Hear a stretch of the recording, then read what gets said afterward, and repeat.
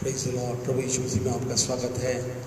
जी उठने के दिन में प्रभु यीशु मसीह ने हमें सुंदर सौभाग्य दिया कि पुनः हम प्रभु को स्मरण करके उसके प्रभुत्व को अपने जीवन में काम करने दें।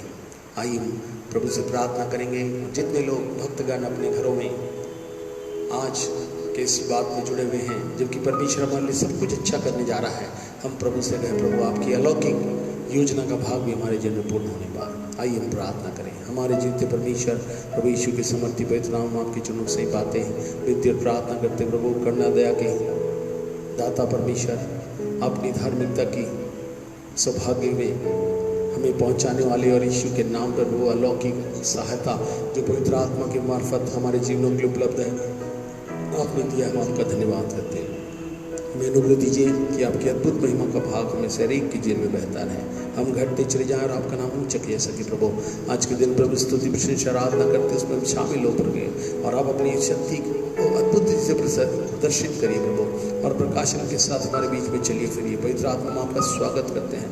आप राज्य करें इस महिमा के युग में, जबकि प्रभु में तैयारी के साथ अद्भुत प्रकाशन और अद्भुत महिमा की सामर्थ्य और चमत्कारों के साथ अपनी महिमा को दिखाने के लिए तैयार है। अनुग्रह दीजिए हम सब अपने जीवनों में उस अलौकिक प्रवाह को जो महिमा के राज में महिमा के राजकुमार के रूप में हमारे जीवन में शासन कर सके। हम घटते चले जाएं, आपका नाम ऊंचा करें। धन्यवाद देते प्रभु लहू के बाड़े में और यीशु की धार्मिकता में और पवित्र आत्मा की अलौकिक सहायता में होकर हमारी स्तुति प्रशंसा आराधना और वचनों के प्रबल माध्यम से आत्मा की अलौकिक योजनाओं को जो महिमा सहित प्रभु यीशु मसीह में हमारे लिए रखी हुई है, आत्मा के द्वारा हमें हर एक के जीवन में प्रवाहित होने पाए। धन्यवाद देते प्रभु, आपने हमारी प्रार्थना सुना। विनती प्रभु यीशु के नाम से, आमीन। आइए प्रभु की महिमा करते हुए उसके नाम को ऊंचा उठाएंगे और उसकी महिमा करेंगे। आज हम किधर देख रहे हैं? हमारा मददगार कौन है? मददगार।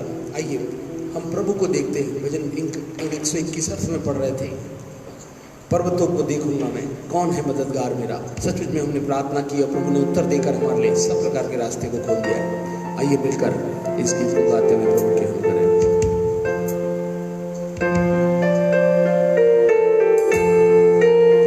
आइए बड़ी खुशी से गाएं, पर्वतों को देखूंगा मैं।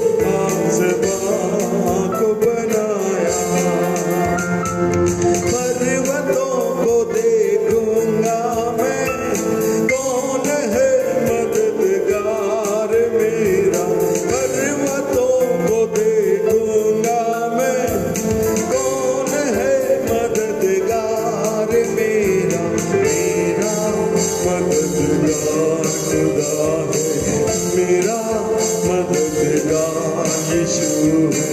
जिसने जमीनों आसमान को बनाया, जिसने जमीनों आसमान को बनाया,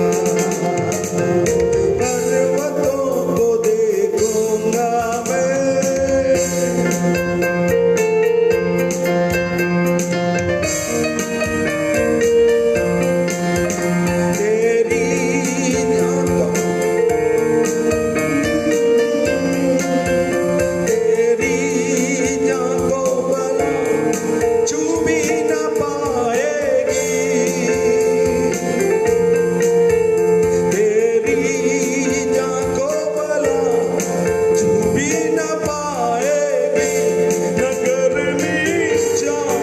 सूरज की कभी तुझको जलाएगी, न गर्मी चांद और सूरज की कभी तुझको जलाएगी। मेरा साहिबा खुदा है, मेरा साहिबा खुदा है, जिसने जमीनों आसमान बनाया, जिसने जमीनों आसमान बनाया, पर्वतों को देखूंगा मैं। हालेलुया। सच में हमारी सहायता परमेश्वर की ओर से आती है, और हमारा परमेश्वर सबसे ऊंचे पर विराजमान स्वर्ग में रहने वाला परमेश्वर है। आइए, उसने लहू का दाम देकर मेरे राम ने सब कुछ कर दिया। तेरा लहू तेरा लहू पार करता है।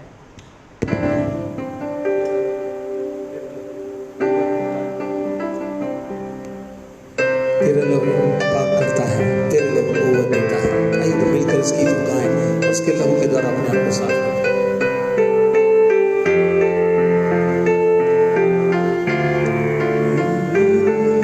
साथ में मिलकर गाएं थोड़ी। तेरा लहू तेरा लहू तेरा लहू पाक करता है,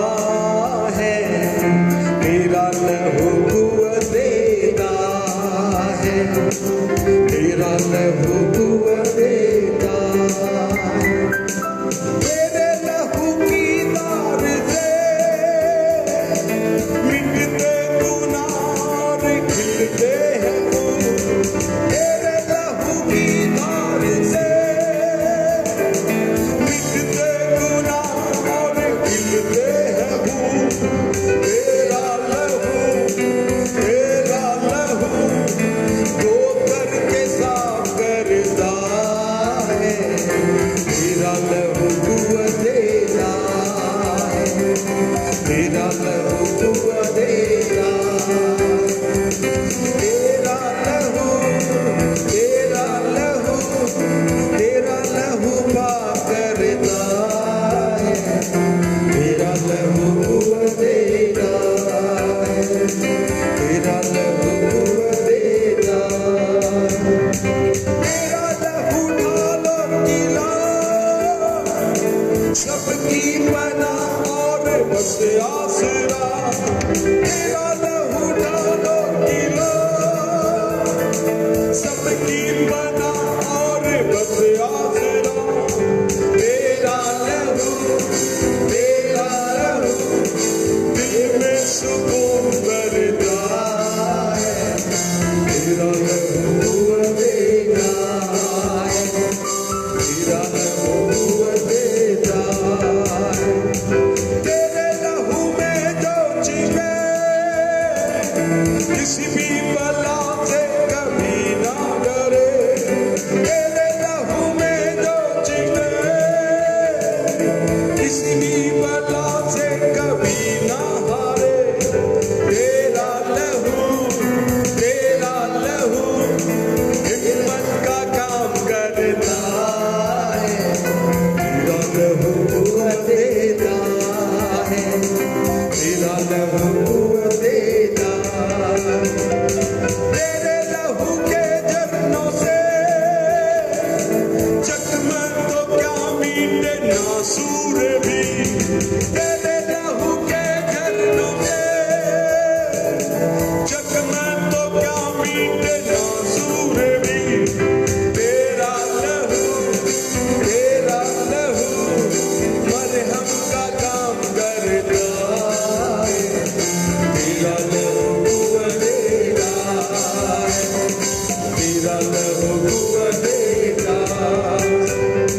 तेरा लहू देता, तेरा लहू दो करके साफ करता है, तेरा लहू देता है, तेरा लहू देता है, तेरा लहू दिल में सुकून भरता है, तेरा लहू देता है, तेरा लहू देता है, तेरा लहू हिम्मत का काम करता है, तेरा लहू देता है, तेरा लहू देता है, तेरा लहू मरहम का काम करता है, तेरा लहू देता है, तेरा लहू देता है, तेरा लहू पाप करता है, तेरा लहू देता है, तेरा लहू देता है।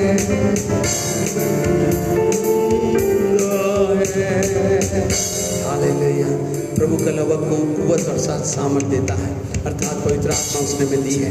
उसने कहा था जिनमें कोई भी शक्ति, कोई भी मिसाइल, किसी बात का प्रभाव कितना भी चले, और प्रभु अपने लोगों को सुपर पावर जो परमेश्वर है, सर्वशक्तिमान पवित्र आत्मा के समर्थी माध्यम से मेरे को और आपको ले चलेंगे। इसलिए जीवन में कोई परिस्थिति आने दीजिए, मेरे को और आपको घबराना नहीं है, और हमें इस सच्चाई का प्रचार करना। मुश्किलें आएंगी, सागर में तूफान उठने देंगे।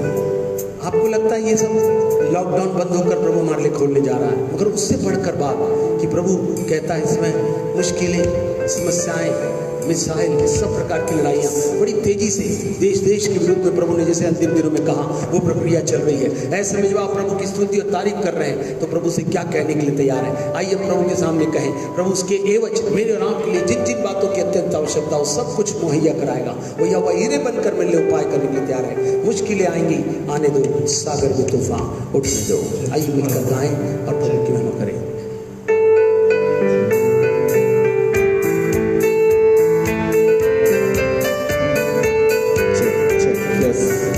मुश्किलें आएंगी, आने दो, सागर में तूफान उठने दो। मुश्किलें आएंगी, आने दो, सागर में तूफान उठने दो। हमें रुकना नहीं, हमें झुकना नहीं, हमें रुकना नहीं, हमें झुकना नहीं। अब ये प्रभु का हमें करना है। मुश्किलें आएंगी, आने दो, सागर में तूफान उठने दो। मुश्किलें आएंगी, आने दो, सागर में तूफान उठने दो। पहाड़ पर्वत दुर्गम है, पथ पर गम के कांटे हैं। पहाड़ पर्वत दुर्गम है, पथ पर गम के कांटे हैं। हमें डरना नहीं, हमें हटना नहीं, हमें डरना नहीं, हमें हटना नहीं। यीशु के पीछे हमें चलना है। मुश्किलें आएंगी, आने दो, सागर में तूफान उठने दो। मुश्किलें आएंगी, आने दो, सागर में तूफान उठने दो। हमें रुकना नहीं, हमें झुकना नहीं, हमें रुकना नहीं, हमें झुकना नहीं। कार्य प्रभु का हमें करना है, मुश्किलें आएंगी आने दो, सागर में तूफान उठने दो, मुश्किलें आएंगी आने दो, सागर में तूफान उठने दो, घोर संकट को आने दो, आंधी तूफान को आने दो, घोर संकट को आने दो, तूफान को आने दो। हमें रोना नहीं, हमें सोना नहीं, हमें रोना नहीं, हमें सोना नहीं।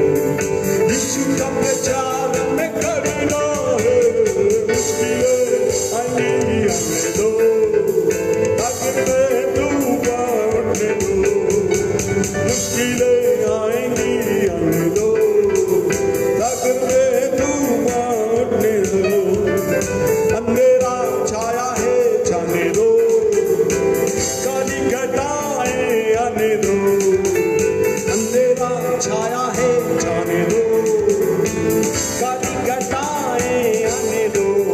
हमें हारना नहीं, हमें मिटना नहीं, हमें हारना नहीं, हमें मिटना नहीं।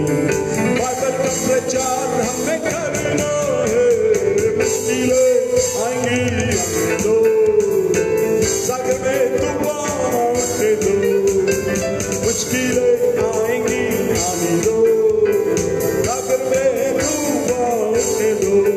हमें रुकना नहीं, हमें झुकना नहीं, हमें डरना नहीं, हमें हटना नहीं, हमें रोना नहीं, हमें सोना नहीं, हमें हारना नहीं, हमें मिटना नहीं। यीशु का प्रचार हमें करना है, मुश्किलें आएंगी आने दो, अगर में तूफान उठने दो, मुश्किलें आएंगी आने दो, अगर में तूफान उठने दो, मुश्किलें आएंगी आने दो, अगर में तूफान उठने दो। Hallelujah, hallelujah. सच में प्रभु हमारे साथ है, हमारे बीच में। परिस्थितियां इस बात को लाती हैं कि मेरा नाम केवल यीशु नहीं बचाने वाला, मेरा नाम इमानुएल भी है, जो सदा तुम्हारे साथ रहकर तुम्हें बताना चाहता हूँ। क्योंकि तुमने मुझे कम पहचाना, मैं पूरी पहचान के साथ तुम्हें बनाकर स्वर्ग ले जाने के लिए बहुत जल्द आने वाला हूँ। और प्रभु कहते हैं इस कार्य को बड़ी तेजी से कर रहा हूँ, और इस बीच हमें कार्य करना है। प्रभु के पीछे चलते हुए यीशु का प्रचार, बाइबल का प्रचार करते हुए प्रभु के काम करने में रुकना नहीं है, और इन कार्यों में आगे बढ़ते चले जाना है। हमको किसी प्रकार बहुत सी चिंताएं इन दिनों में सता रही है कि हम क्या करें, फिर भी प्रभु मेरे और आपके लिए अद्भुत से सब काम करने के लिए तैयार है। करता हूँ मैं तेरी चिंता, तू क्यों चिंता कर। जब हम प्रभु के सामने आराधना में आए हैं, हम मानते हैं तो उसे कह देते प्रभु तू ही मेरा सब कुछ है, सब परिस्थितियों मेरे और आपके सब कुछ कर दिया है। इस तरीके से हम आराधना मतलब प्रभु कहना, मैं इसलिए आराधना करता हूँ क्योंकि मेरी चिंता नहीं बल्कि मेरा उठाए करने लिखा, जिसको चिंता है अपनी चिंताओं को मेरे पर डाल दो, मुझे तुम्हारा ध्यान है। पहला पत्रस 5:7 में इस प्रकार से लिखा हुआ है। प्रभु कहता है हम अपनी चिंताओं को प्रभु के पास डालते हैं, वो हमारी चिंता करता है। आइए मिलकर, जबकि हम प्रभु के सम्मुख आराधना के लिए जमा हुए हैं, स्तुति प्रशंसा आराधना, परिस्थितियों में हम प्रभु से सीधे सीधे बातचीत कर रहे हैं। आत्मा में परमेश्वर के साथ प्रभु यीशु के लहू से धुलकर उसकी धार्मिकता में और आत्मा के द्वारा जितने लोग अपनी जगह में उपस्थित हैं परमेश्वर के साथ जुड़े हुए हैं। तुम्हें किसी बात की चिंतित होने की जरूरत नहीं है, सारी चिंताओं को मुझ पर डाल दो, मैं तुम्हारी सहायता करने के लिए उतर आया हूँ। आइए मिलकर इस गीत को गाएं, हाथों को उठाकर हम उन बातों की घोषणा करें कि आप हमारे कौन लगते हैं। प्रार्थना मतलब प्रभु हमारे लिए क्या है, इस बात की घोषणा करेंगे।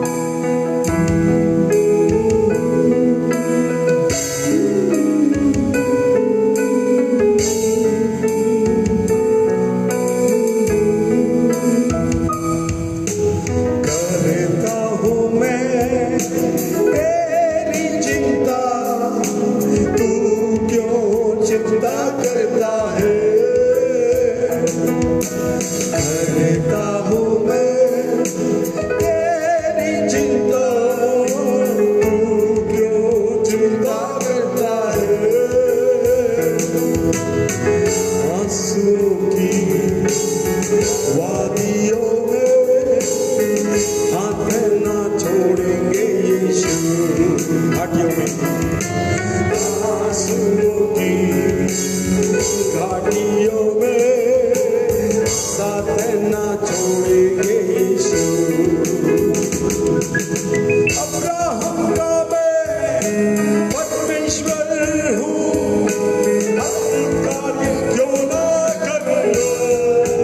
सब मिलकर अब्राहम का मैं परमेश्वर हूँ, अद्भुत कार्य क्यों ना करूँ। सागर में रास्ता दिया, आज भी मैं करने के योग्य हूँ। सागर में रास्ता दिया, आज भी मैं करने के योग्य करता हूँ मैं तेरी चिंता। तू क्यों चिंता करता है। करता हूँ मैं तेरी चिंता। तू क्यों चिंता करता है। आंसुओं की वादियों में हाथ ना छोड़ेंगे यीशु। आंसुओं की घाटियों में साथ ना छोड़ेंगे यीशु। मेरी महिमा तू देखेगा, खुद को मेरे हाथों में दे दे। मेरी महिमा तू देखेगा, खुद को मेरे हाथों में दे दे। अपनी शक्ति में तुझको देता हूँ, चलाऊंगा हर दिन अपनी कृपा में। अपनी शक्ति में तुझको देता हूँ, चलाऊंगा हर दिन अपनी कृपा में। करता हूँ मैं तेरी चिंता। तू क्यों चिंता करता है। करता हूँ मैं तेरी चिंता। तू क्यों चिंता करता है। आंसुओं की वादियों में हाथ ना छोड़ेंगे यीशु। आंसुओं की घाटियों में साथ ना छोड़ेंगे यीशु। जब भी तुझको भूलेंगे तो भी क्या मैं तुझको भूलूंगा कभी। सभी तुझको भूलेंगे तो भी क्या मैं तुझको भूलूंगा कभी। अपने हाथों में तुझे उठाकर चलाऊंगा हर दिन इस जहां में। अपने हाथों में तुझे उठाकर चलाऊंगा हर दिन इस जहां में। करता हूँ मैं तेरी चिंता। तू क्यों चिंता करता है। करता हूँ मैं तेरी चिंता। तू क्यों चिंता करता है। आंसुओं की वादियों में हाथ ना छोड़ेंगे यीशु। आंसुओं की घाटियों में साथ ना छोड़ेंगे यीशु।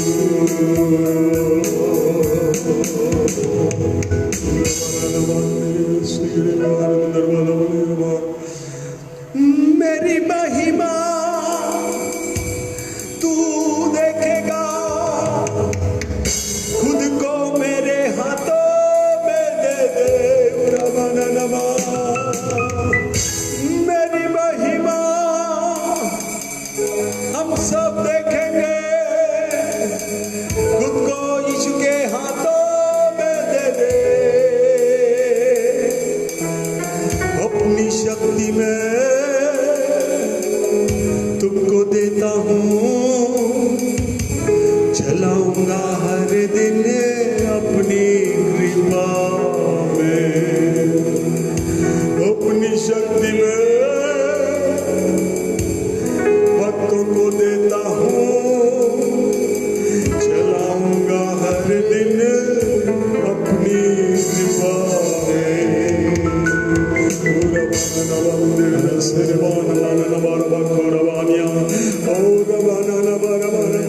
Thank you for your promises. आपकी आराधना करते हैं, आपका साथ है, आपकी महिमा करते हैं, आपके नाम को चल जाते हैं, आपकी शक्ति को सराहते हैं। Super power by the Holy Spirit provided us.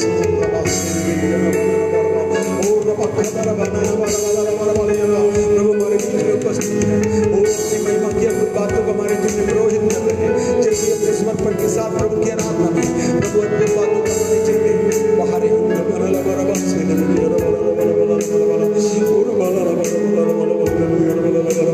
अद्भुत काम करने के लिए तैयार है। अब्राहम का मैं परमेश्वर हो, अद्भुत कार्य क्यों ना करूँगा। अब्राहम का मैं परमेश्वर हो, अद्भुत कार्य क्यों ना करूँगा। लॉकडाउन में रास्ता दिया, आज भी मैं करने के योग्य। Yes, thank you for your worthiness. Lockdown में रास्ता दिया, आज भी मैं करने के योग्य हूँ। चिंता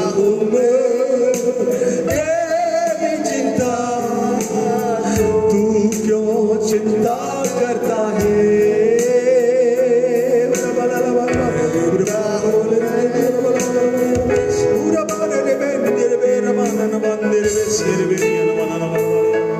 Yes, Lord. Thank you, Lord. Thank you for your presence amidst, Lord. प्रभु आपकी उपस्थिति के लिए, आपकी शक्ति के लिए, आपकी महिमा के स्वरूप को और अपनी कलीसिया के हर एक विश्वासियों का, हर एक भक्त को जलाओ से धुले हुए और उसकी धार्मिकता और उसकी आत्मा से भरकर प्रभु की आराधना कर रहे हैं। रब्बी जी अपनी बातों के साथ जो साथ में रहकर प्रभु की महिमा की जाती है, इसमें आपने उपस्थिति दी है। हम आपका धन्यवाद करते हैं। धन्यवाद प्रभु, आपने हमारी आराधना को ग्रहण किया है। स्तुति प्रशंसा आराधना को जो समर्पण के साथ, परिस्थितियों के साथ भी आपका वादा, मैं तुम्हें साथ रहूंगा, न मैं तुम्हें छोड़ूंगा न त्यागूंगा, बल्कि शक्ति के साथ अपने हाथों में उठाकर अपनी कृपा में चलाऊंगा। Thank you holy spirit, thank you Jesus, thank you loving God for this wonderful time to with you.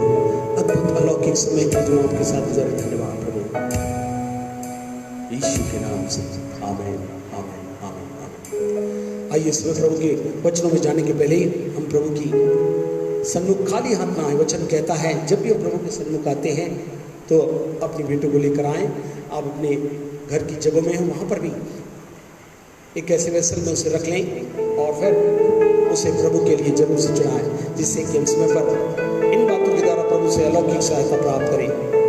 हम प्रभु से कहेंगे, प्रभु हमारी आंखें खोल दीजिए कि हम आपके दर्शन को निहारें। ये बेटे इस बात को मानती है, आप सब कुछ लॉकडाउन भी खोलने जा रहे हैं, इसके साथ साथ बहुत सी चीज़ जो महिमा की भरी हुई है, जिसमें प्रभु मेरे को और आपको ले चलना चाहता है, उसको भी प्रभु खोल रहा है। बहुत से लोग लगातार प्रार्थना कर रहे हैं, समर्पण में हैं, किसी तरीके से उन्होंने समर्पण के साथ बहुत सी इच्छाएं रखी हैं, बहुत सी अपेक्षाएं की हैं, प्रभु उनके लिए करने जा रहा है। आइए मिलकर इस गीत को जब गाते हैं उस वक्त अपनी भेंटों को चढ़ाएं, इस तरह से अपनी आस्था प्रकट करें। हमें मालूम है प्रभु अपनी महिमा दिखाकर अपनी शक्ति से मेरे को और आप चला रहे हैं। यस,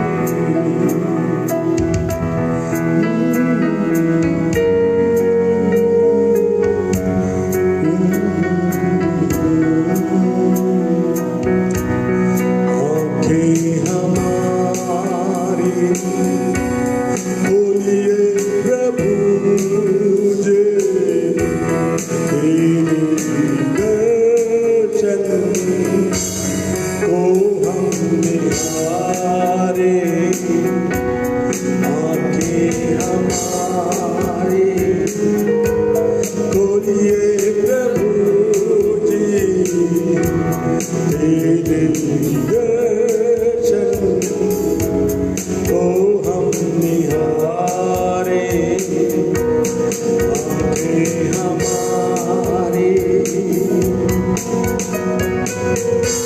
प्यारे प्रभु ने आकर ज़मीन पर ऐसा किया है, हमसे मिलन। प्यारे प्रभु ने आकर ज़मीन पर ऐसा किया है, हमसे मिलन। क्या जाने कब हो यीशु से मिलन, क्या जाने कब हो प्रभु से मिलन। हमको ऐसा प्रतिदिन बनाना, आंखें हमारी खोलिए प्रभु जी, तेरे दर्शन को हम निहारे, आंखें हमारी खोलिए प्रभु जी, तेरे दर्शन को हम निहारे, आंखें हमारी। गाएंगे हम तो तेरी ही महिमा, चाहे वो सुख हो, चाहे वो दुख हो। गाएंगे हम तो यीशु की ही महिमा, चाहे वो सुख हो, चाहे वो दुख हो। प्यारे प्रभु जी तुम ही खुदा हो, प्यारे यीशु जी तुम ही खुदा हो। जाने तुझे ये दुनिया सारी, आंखें हमारे खोलिए प्रभु जी, तेरे दर्शन को हम निहारे, आंखें हमारी खोलिए यीशु जी, तेरे दर्शन को हम निहारे, आंखें हमारी।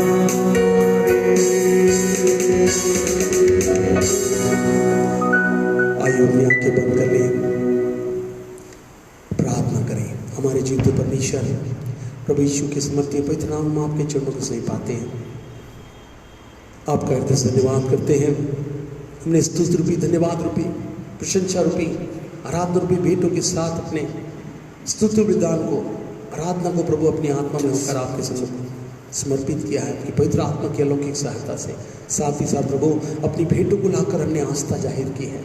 दाता आप हैं, दान आप हैं। आज इस लॉकडाउन में भी चलाने वाले कोई सी परिस्थिति में भी प्रभु आपके हाथों के द्वारा ही यहोवा रोही बनकर हमें चलाते हैं, हमारी रक्षा करते, हमारी अगुवाई करते, हमारा मददगार बन जाते हैं और अद्भुत रीति से अलौकिक महिमा की बातों को हमारे जीवन में निरूपित करते जा रहे हैं, संयोजित करते जा रहे हैं, जोड़ते चले जा रहे हैं। प्रभु परमेश्वर हम आपका धन्यवाद करते हैं, हम मानते हैं और इसकी घोषणा करते हैं। आराधना, स्तुति, प्रशंसा और आराधना केवल जिससे प्रभु आपकी योजनाएं जो अलौकिक है, जो हमारी आंखों ने देखी, हमारे कानों ने सुनी, जो हमारे चित्त में नहीं चढ़ी, उन बातों को करने के लिए आप उत्साहित हैं। बड़ी चाहत के साथ हमारे बीच में उपस्थित हो गए हैं, भक्तों की आराधना में उपस्थित होकर अपनी महिमा को, अपनी शक्ति को प्रकट करने के लिए। धन्यवाद प्रभु आपकी समर्थी उपस्थिति के लिए। पूरे समय को प्रभु जिन्होंने भेंट दिया उसे भी ग्रहण करिए और आशा के एवज में प्रभु अपनी अद्भुत महिमा के भाग को मुझिएगा। विशेषकर जब परमेश्वर का वचन भाग मेरे और आपकी मार्गदर्शन के लिए है, तेरा वचन मेरे पाँव के लिए दीपक और मार्ग के लिए उजाला बनकर आता है अद्भुत प्रकाशन के साथ। इन दिनों में प्रभु जो आप ले चले ऐसी हम तुझसे कामना करते हैं प्रभु। आपकी योजनाएं बड़ी अद्भुत है, उसको हम पहचान सके। सुनने वाले कान, ग्रहण करने वाला हृदय हो प्रदान कीजिए कि हम अद्भुत बातों को अपने जीवन में ले सके और हमारी आंखें खुल जाए कि हम अद्भुत दर्शन को जो आप योजना के अनुसार लाए गए हैं उसको हम पूरा करने वाले हो सके। धन्यवाद देते हैं पूरे समय को पवित्र आत्मा आपकी नियंत्रण, अगुवाई और मार्गदर्शन में और पूरे संचालन आपको हाथ देते हुए, और जितने लोग श्रोता सुन रहे हैं उनकी सारी परिस्थिति में आप उपस्थित होकर अपनी महिमा को उनके जरिए अगुवाई होने दीजिए। धन्यवाद देते आपने हमारी प्रार्थना सुना, विनती प्रभु यीशु के नाम से मांगते सुन ग्रहण करें। आमीन आमीन आमीन। आइए हम परमेश्वर के वचन में चलें और प्रभु की महिमा करें और उसके नाम को ऊंचा उठाएं। हम प्रभु की अद्भुत बात को देखने सुनने जा रहे हैं। आज प्रभु ने, जैसे हमने गीत गाया, भी आंखें हमारी खोलिए, इससे संबंधित बात परमेश्वर आज हमको कहना चाहते हैं, उसको ध्यान से सुनेंगे। आज बहुत से लोग बहुत से दर्शन के साथ बैठे हुए हैं जिसमें परमेश्वर अद्भुत बातों को मेरे और आपके जीवन में दिखा रहा है कि प्रभु की महिमा का भाग हमारे जीवन में देखने वाले हो सकें। सही हम वचन में से पढ़ेंगे और मैं चाहूँ से पढ़ें। आज के विषय को जेनेसिस, उत्पत्ति की पुस्तक, उसका 45वां अध्याय 1 to 7, 45 1 to 7। तब यूसुफ उन सब के सामने जो उसके आसपास खड़े थे अपने को और रोक ना सका और पुकार के कहा, मेरे आसपास से सब लोगों को बाहर कर दो। भाइयों के सामने अपने को प्रकट करने के समय यूसुफ के संग और कोई न रहा। तब वह चिल्ला चिल्ला कर रोने लगा और मिस्रियों ने सुना और फिरौन के घर के लोगों को भी इसका समाचार मिला। कंटिन्यू अप टू 7, यस 7 तक पढ़िए। तब यूसुफ अपने भाइयों से कहने लगा, सब ध्यान से सुने। हाँ, मैं यूसुफ हूँ, क्या मेरा पिता अब तक जीवित है? इसका उत्तर उसके भाई ना दे सके क्योंकि वे उसके सामने घबरा गए थे। फिर यूसुफ ने अपने भाइयों से कहा, मेरे निकट आओ। यह सुनकर वे निकट गए। फिर उसने कहा, मैं तुम्हारा भाई यूसुफ हूँ जिसको तुमने मिस्र अनहारों के हाथ बेच डाला था। अब तुम लोग मत पछताओ और तुमने जो मुझे यहाँ बेच डाला इससे उदास मत हो, क्योंकि परमेश्वर ने तुम्हारे प्राणों को बचाने के लिए मुझे आगे से भेज दिया है। क्योंकि अब 2 वर्ष से इस देश में अकाल है और अब 5 वर्ष और ऐसे ही होंगे कि उनमें ना तो हल चलेगा और ना अन्न काटा जाएगा। सो परमेश्वर ने मुझे तुम्हारे आगे इसीलिए भेजा कि तुम पृथ्वी पर जीवित रहो और तुम्हारे प्राणों के बचने से तुम्हारा वंश बढ़े। कैसे लो, आप ध्यान से सुने। आज के विषय को मैं आपको बताने जा रहा हूं, मगर उसके पहले इन बातों को जो हमने पढ़ा, हम जानते हैं कि यूसुफ कैसे उन सब के सामने जो उसके आसपास खड़े थे उनको रोक न सका, पुकार के कहा, मेरे पास से सब लोगों को बाहर कर दो। भाइयों के सामने अपने को प्रकट करने के समय यूसुफ के संग और कोई ना रहा। तब वह चिल्ला चिल्ला कर रोने लगा और मिस्रियों ने सुना और फिर उनके घर के लोगों को भी इसका समाचार मिला। तब यूसुफ अपने भाइयों से कहने लगा, मैं यूसुफ हूँ, क्या मेरा पिता अब तक जीवित है? इसका उत्तर वो न दे सके। फिर उसने भाइयों को अपने निकट बुलाया और जब वो निकट गए तो उसने कहा, मैं तुम्हारा भाई हूँ जिसको तुमने मिस्र के आने वालों के हाथ बेच डाला था। मगर अब तुम लोग मत पछताओ, क्योंकि तुमने जो मुझे यहाँ बेच डाला इससे उदास मत हो, क्योंकि परमेश्वर ने तुम्हारे प्राणों को बचाने के लिए क्या कर दिया है, मुझे तुम्हारे आगे भेज दिया है। 2 वर्ष तो अभी अकाल रहा, इसके बाद भी आगे 5 वर्ष और अकाल रहेगा। ऐसे समय कुछ भी नहीं मिलेगा, मगर परमेश्वर ने मुझे तुम्हारे आगे इसलिए भेजा कि तुम पृथ्वी पर जीवित रहो और तुम्हारे प्राणों के बचने से तुम्हारा वंश बढ़ता चला जाए। आज परमेश्वर बहुत सी बातों को बताकर पूरा करना चाहते हैं। आपको मालूम है ये कौन सी बात कह रहा था? ये वो दर्शन की बात कर रहा है जो यूसुफ ने अपने जीवन में बहुत पहले, जब वो छोटा 17 वर्ष का ही था, तब परमेश्वर ने उसे दिखाया था। ये स्वप्न को तब भी देखता था और अब काफी वर्ष 17 वर्ष बीत जाने के बाद भी उसकी अवस्था में ये पुनः यूसुफ अपने आप को अपने भाइयों के सामने प्रकट कर रहा है। आज प्रभु कभी कभी कहता, हमारे साथ बहुत से समय ऐसे गुजरते हैं जहाँ पे हो, मुझे याद आता है परमेश्वर का वचन कहता है हमारे दर्शन के न होने से हम निरंकुश हो जाते हैं। यदि आप पढ़े नीति वचन उसका 29वां अध्याय उसकी 18वीं आयत, नीति वचन प्रोवर्ब्स 20, जहाँ दर्शन की बात नहीं होती वहाँ लोग निरंकुश हो जाते हैं और जो व्यवस्था को मानता है वह धन्य होता है। जी हाँ, where there is no vision people perish, distracted। आज प्रभु कहता है इन समयों में, ऐसा समय जब चल रहा है, प्रभु कहता है वहां पे दर्शन को होना बहुत जरूरी है और बातों का माना जाना बहुत जरूरी है। जैसा हमने पढ़ा कि व्यवस्था को जो मानता है वह व्यक्ति धन्य होता है, क्योंकि जहां दर्शन की बात नहीं होती वहां पर लोग डिस्ट्रैक्ट हो जाते हैं। आज कलीसिया के दर्शन में मैं और आप शामिल हैं। प्रभु निर्दोष निष्कलंक और ऐसी कलीसिया जिसमें न दाग हो न झुर्री हो, ऐसी कलीसिया को बहुत ही जल्द लेने आने वाला है। अंतिम दिनों के सारे प्रमाण इस बात को बता रहे हैं। लड़ाइयों की चर्चा सुनो, मिसाइल की, इसकी उसकी, आज सुबह के न्यूज में भी बहुत सी बातें बताई जा रही थी। सब लोग बहुत सारी तैयारी के साथ हैं, मगर प्रभु आज कलीसिया के लिए कहता है ये तैयारियों में भी परमेश्वर मुझे बोलेगा जा तो मैं ले आऊंगा। मगर क्या आज कलीसिया में मैं और आप उसकी दुल्हन बन के निर्दोष निष्कलंक कलीसिया के रूप में तैयार हो रहे हैं? प्रभु चाहता है कि दर्शन को होना बहुत जरूरी है। इफिसियों 1:18 में भी हम लोग पढ़े थे, याद होगा तो आपको मालूम है। इफिसियों उसका पहला अध्याय उसके 18वीं आयत में, सो क्या हुआ केवल यहाँ की इफिसियों 1:18, इफिसियों उसका पहला अध्याय उसके 18वीं आयत,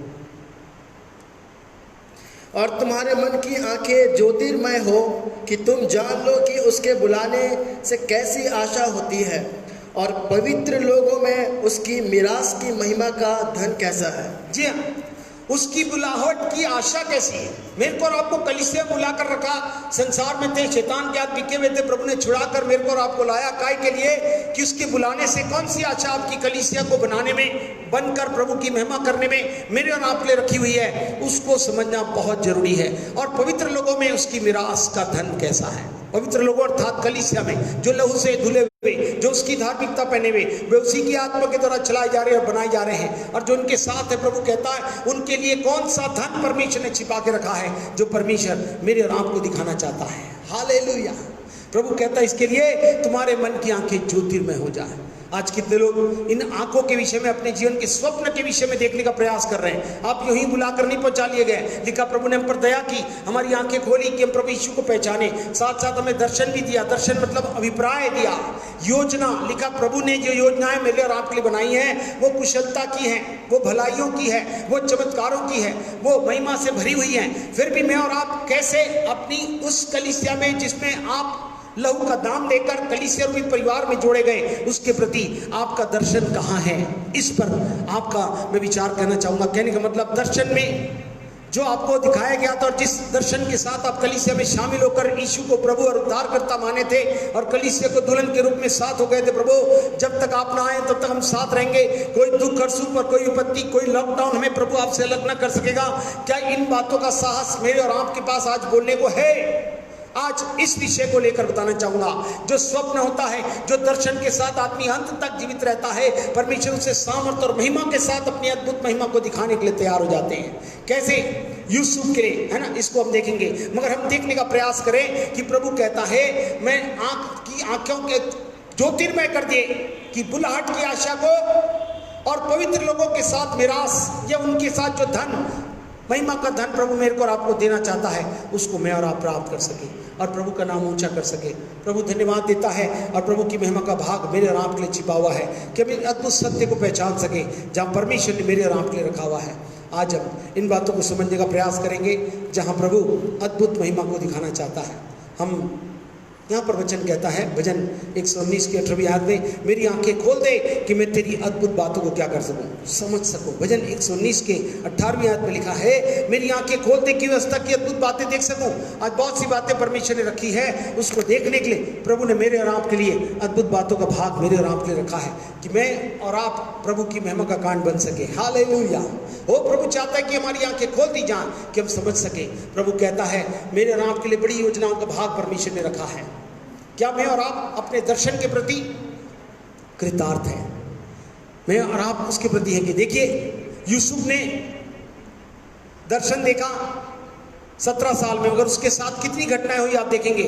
मगर 45वें अध्याय में जो हमने पढ़ा वो कैसे देख रहे हैं कि कैसे वो बड़े हिम्मत के साथ सब लोगों के सामने सबको अलग करके रोने लगा और उनको कहने लगा मैं तुम्हारा क्या भाई नहीं हूँ, आ जाओ मेरे निकट आओ। वे डर गए, वे घबरा गए, मगर फिर भी उनके साथ रहकर जो स्वप्न उन्होंने देखा था उसे पूरा करके तुम्हारे लिए मैं भेज दिया गया, मगर इसलिए कि तुम लोग बचाए जाओ, तुम लोग छुड़ाए जाओ और तुम्हारा वंश आशीर्वादित रहे। प्रभु आज बचाने के पीछे हमारे और हमारे वंश को बचाकर अपने साथ स्वर्ग ले जाने की योजना में रखा हुआ है। आज कितने लोग बचाए तो गए हैं, मगर चाहे उनकी जीवन की कोई सी परिस्थितियां, कोई सा लॉकडाउन, कितनी मुश्किलें, कितनी परिस्थिति क्यों ना आई, उसमें क्या होता है इसको देखने का प्रयास करेंगे। बहुत ही निराश था, उसका रास्ता दिखता ही नहीं था और जीवन समाप्ति की ओर दिखाई दे रहा था। दर्शन देखकर चल तो पड़ा, मगर कैसी अवस्था रही, कोई समझौता नहीं, संसार से समझौता नहीं और फिर आत्मा का विनाश। मगर दर्शन में कितने लोग आज निराश हो गए हैं या ये कह रहे हैं रास्ता नहीं दिख रहा है, वो जीवन का पता नहीं क्या होगा। ऐसे समय केवल आपका दर्शन ही आपके लिए सब कुछ कर पाएगा। इसलिए संसार समझौता ना करे, उससे केवल आत्मा का केवल विनाश होगा। वो प्रभु हमसे चाहता है कि हम किसी और बात का सहारा इन दिनों में, नशे का सहारा ना लें, और भी किसी बात का भी नशा, केवल पीने का ही नहीं बल्कि संबंधों का, अलगताई का और दूसरे माध्यमों से कुछ करने का कोई भी सहारा मेरे और आपके लिए केवल नाश को लाएगा। क्योंकि प्रभु ने एक बात कही, मैं केवल कलीसिया बनाऊंगा, निर्दोष निष्कलंक कलीसिया जिसको मैं लेने आने वाला हूँ। ये बात बिल्कुल स्पष्ट है कि जहां भी आप जन्माए के रखे गए हैं उस वो कलीसिया से आपका संबंध कैसा है। हम यूसुफ के चरित्र को जो हम देखते हैं, जो जीवन भर प्रेरणा देता रहता है, यूसुफ के जीवन में स्वप्न को देखे वो आखिरी तक हिम्मत नहीं आ रहा, अपने स्वप्न देखने का साहस को आखिरी में भी सब कुछ होने के बाद भी उसे पकड़ा रहा।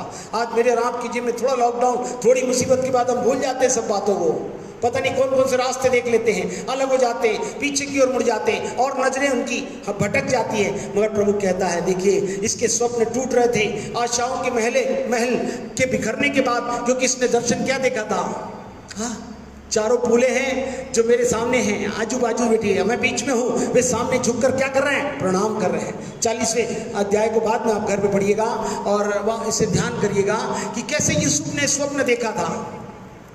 बाद में ये भी देखा था कि सब लोग उसको क्या कर रहे हैं, दंडवत कर रहे हैं। ये बात आपको मालूम है, बिखरने के बाद भी उसके स्वप्न देखने की साहस, जो क्षमता है, सारी बातें उसके जीवन में बनी रही। क्यों? क्योंकि थोड़े समय में उसकी मम्मी उसे छोड़कर चली गई थी, उसके भाई अविश्वासी हो गए थे।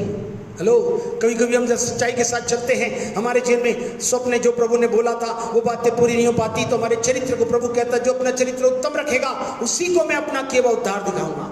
आखिरकार प्रभु हमारा उद्धार करके ही ले जाना चाहता है। चरित्र को उत्तम रखेगा तभी उद्धार होगा।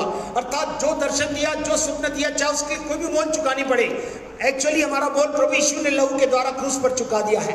थोड़ा सा क्रूस, हमें अपना क्रूस उठाकर चलने के द्वारा भी प्रभु ने बहुत बड़ी योजनाओं का भाग मेरे और आपके जीवन में रखा है, जो हमने सोचा नहीं, समझा नहीं, जो हमारे चित्त में नहीं चढ़ी, जो हमने सुना नहीं, देखा नहीं, उन बातों को प्रभु मेरे और आपके लिए करना चाहता है। तो यहाँ पर हम देखने का प्रयास करेंगे, वो स्वप्न देखने वाला और अर्थ बनाने वाला था, है ना। स्वप्न देखने वाले में निराशा आ गई, फिर अर्थ बताने वाला नीचे पद में बताते हुए चल रहा था। हम देखेंगे कि कैसे हुआ। यदि आप उत्पत्ति के 37वें अध्याय में चले तो मैं कुछ बताना चाहूंगा, ध्यान से सुने। उत्पत्ति 37 ऑफ जेनेसिस वर्सेस 8 and 9।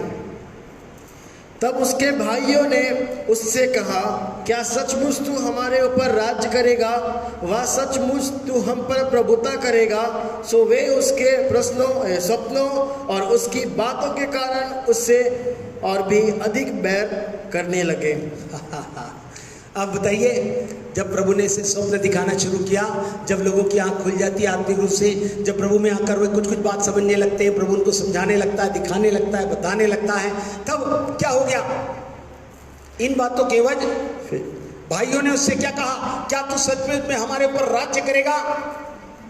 इसलिए वे उसके स्वप्नों और उसके बातों के कारण उससे और अधिक बैर करने लगे।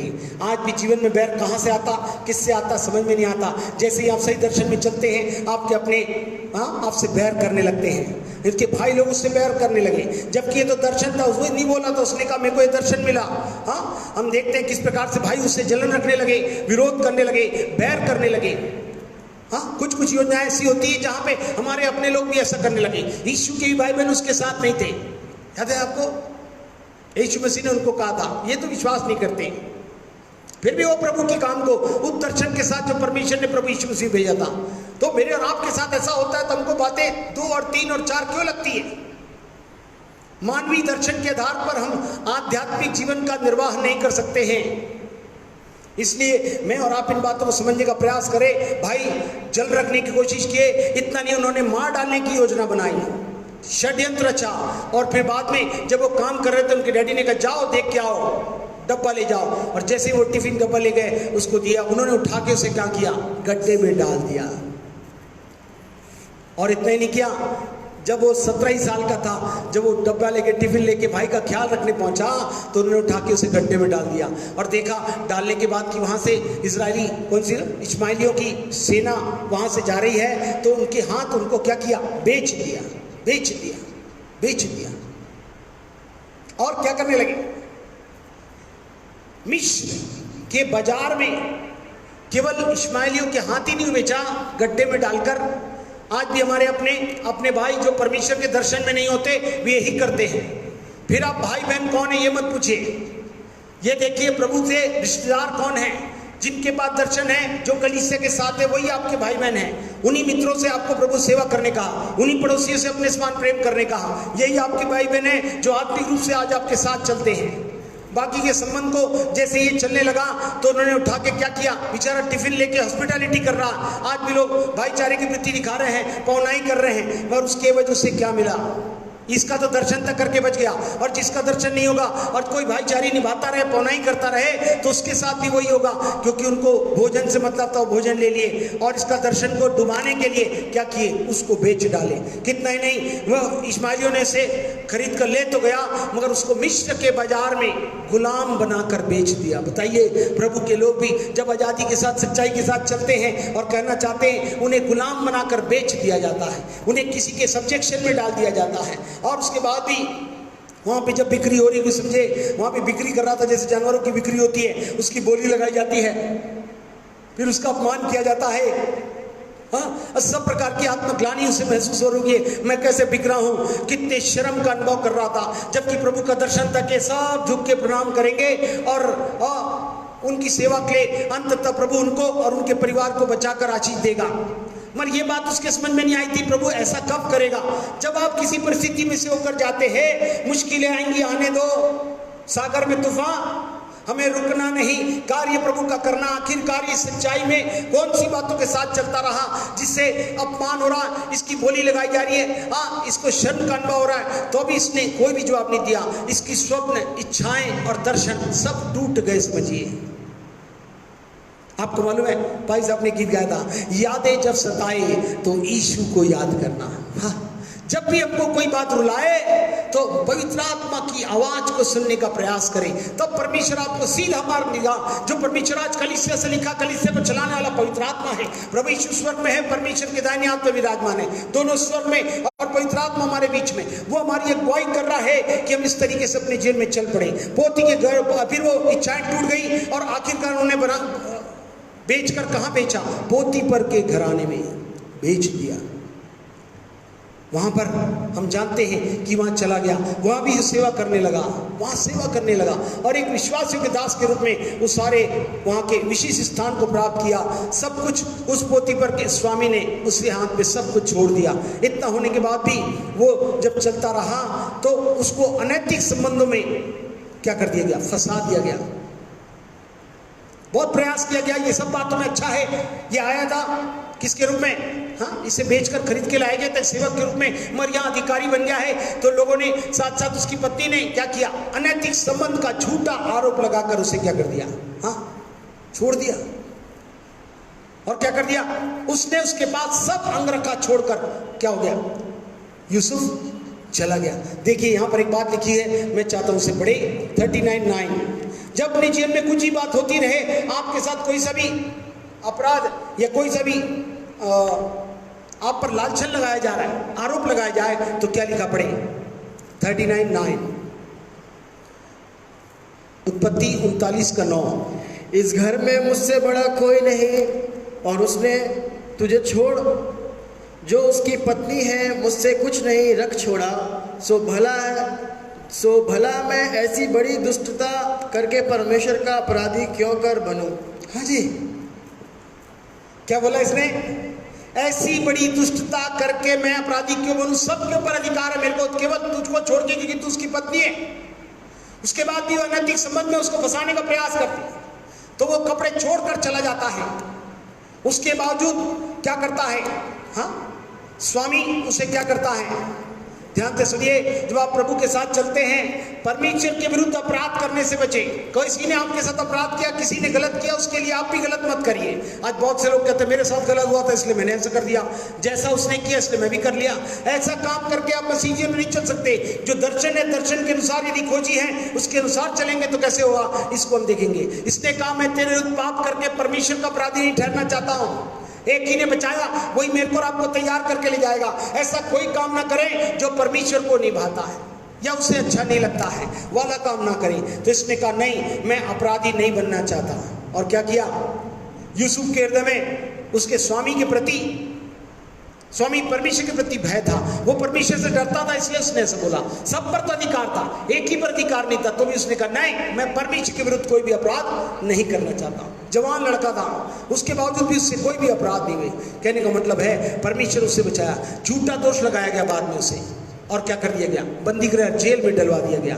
17 साल की अवस्था में ही वहां पर है वो क्या किया गया, धोखा उसे मिलता चला गया। इस तरह से चला गया। एक और आयत पढ़े तो 40:23 देखिए, जब वो जेल में डाल दिया गया, देखिए आदमी कोई भी परिस्थिति में चला जाता है, वहां भी उस पर आरोप लगने और बहुत सारी ऐसी नकारात्मक बातें दिखाई देती है। जब आप चलते रहेंगे, आपके साथ घटना होती रहती है, तो आप बोल रहे हैं मेरे साथ ये क्यों हो रहा है। आप बहुत से लोगों के समझ में नहीं आ रहा है, आप बहुत सही तो आए थे मगर अभी कहाँ हैं, किस लिए अटक गए हैं, आप क्यों नहीं कर पा रहे हैं, इन बातों का कोई भी अंदेशा नहीं है। देखिए 40:23 में क्या लिखा है, झूठा दोष लगाकर उसे जेल में डलवा दिया गया। तो क्या हुआ, वहां पढ़े 40:23 या फिर भी पिलाने हारों के प्रधान ने यूसुफ को स्मरण ना रखा, परंतु उसे भूल गया।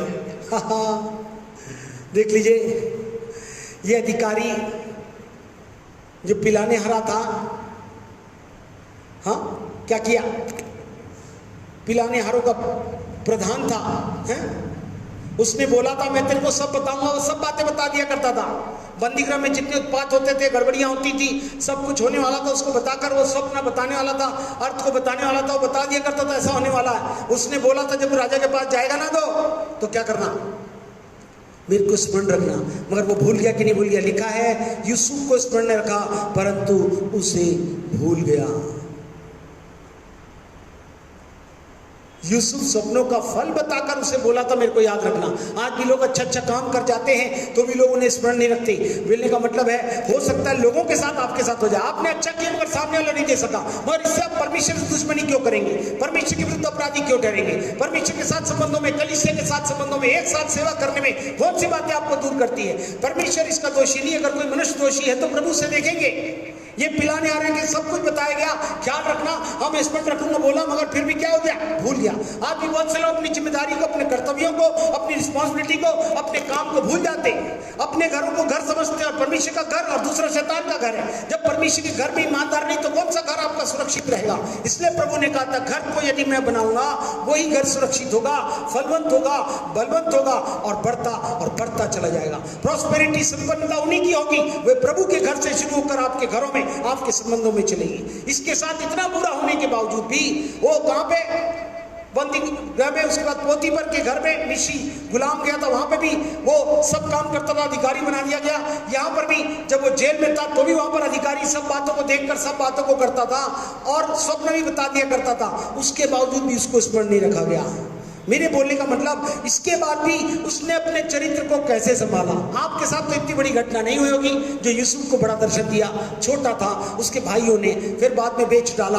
बेचने के बाद वो कौन सा गलत दोषारोपण उससे कर दिया गया, उसे जेल भिजवा दिया गया।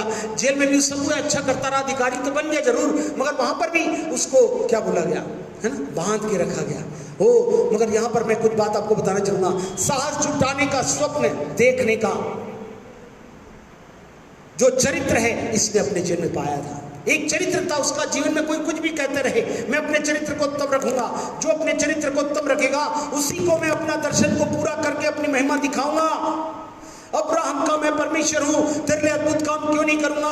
प्रभु कहता हूं करने के लिए तैयार है, मगर जो दर्शन दिया उसकी परिस्थिति में अगर तेरे साथ कुछ अत्याचार, अनाचार, झूठा दोषारोपण लग रहा है, उस समय भी तू प्रभु के साथ, कलीसिया के साथ, सच्चाई के साथ यदि चलेगा तो तू सब प्रकार के उत्तर को प्राप्त करेगा।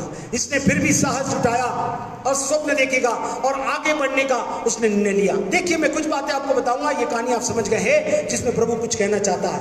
यहाँ पर सबसे पहली बात मैं चाहूंगा उसे पढ़ें जो यहाँ पर हम आपको बताना चाहेंगे।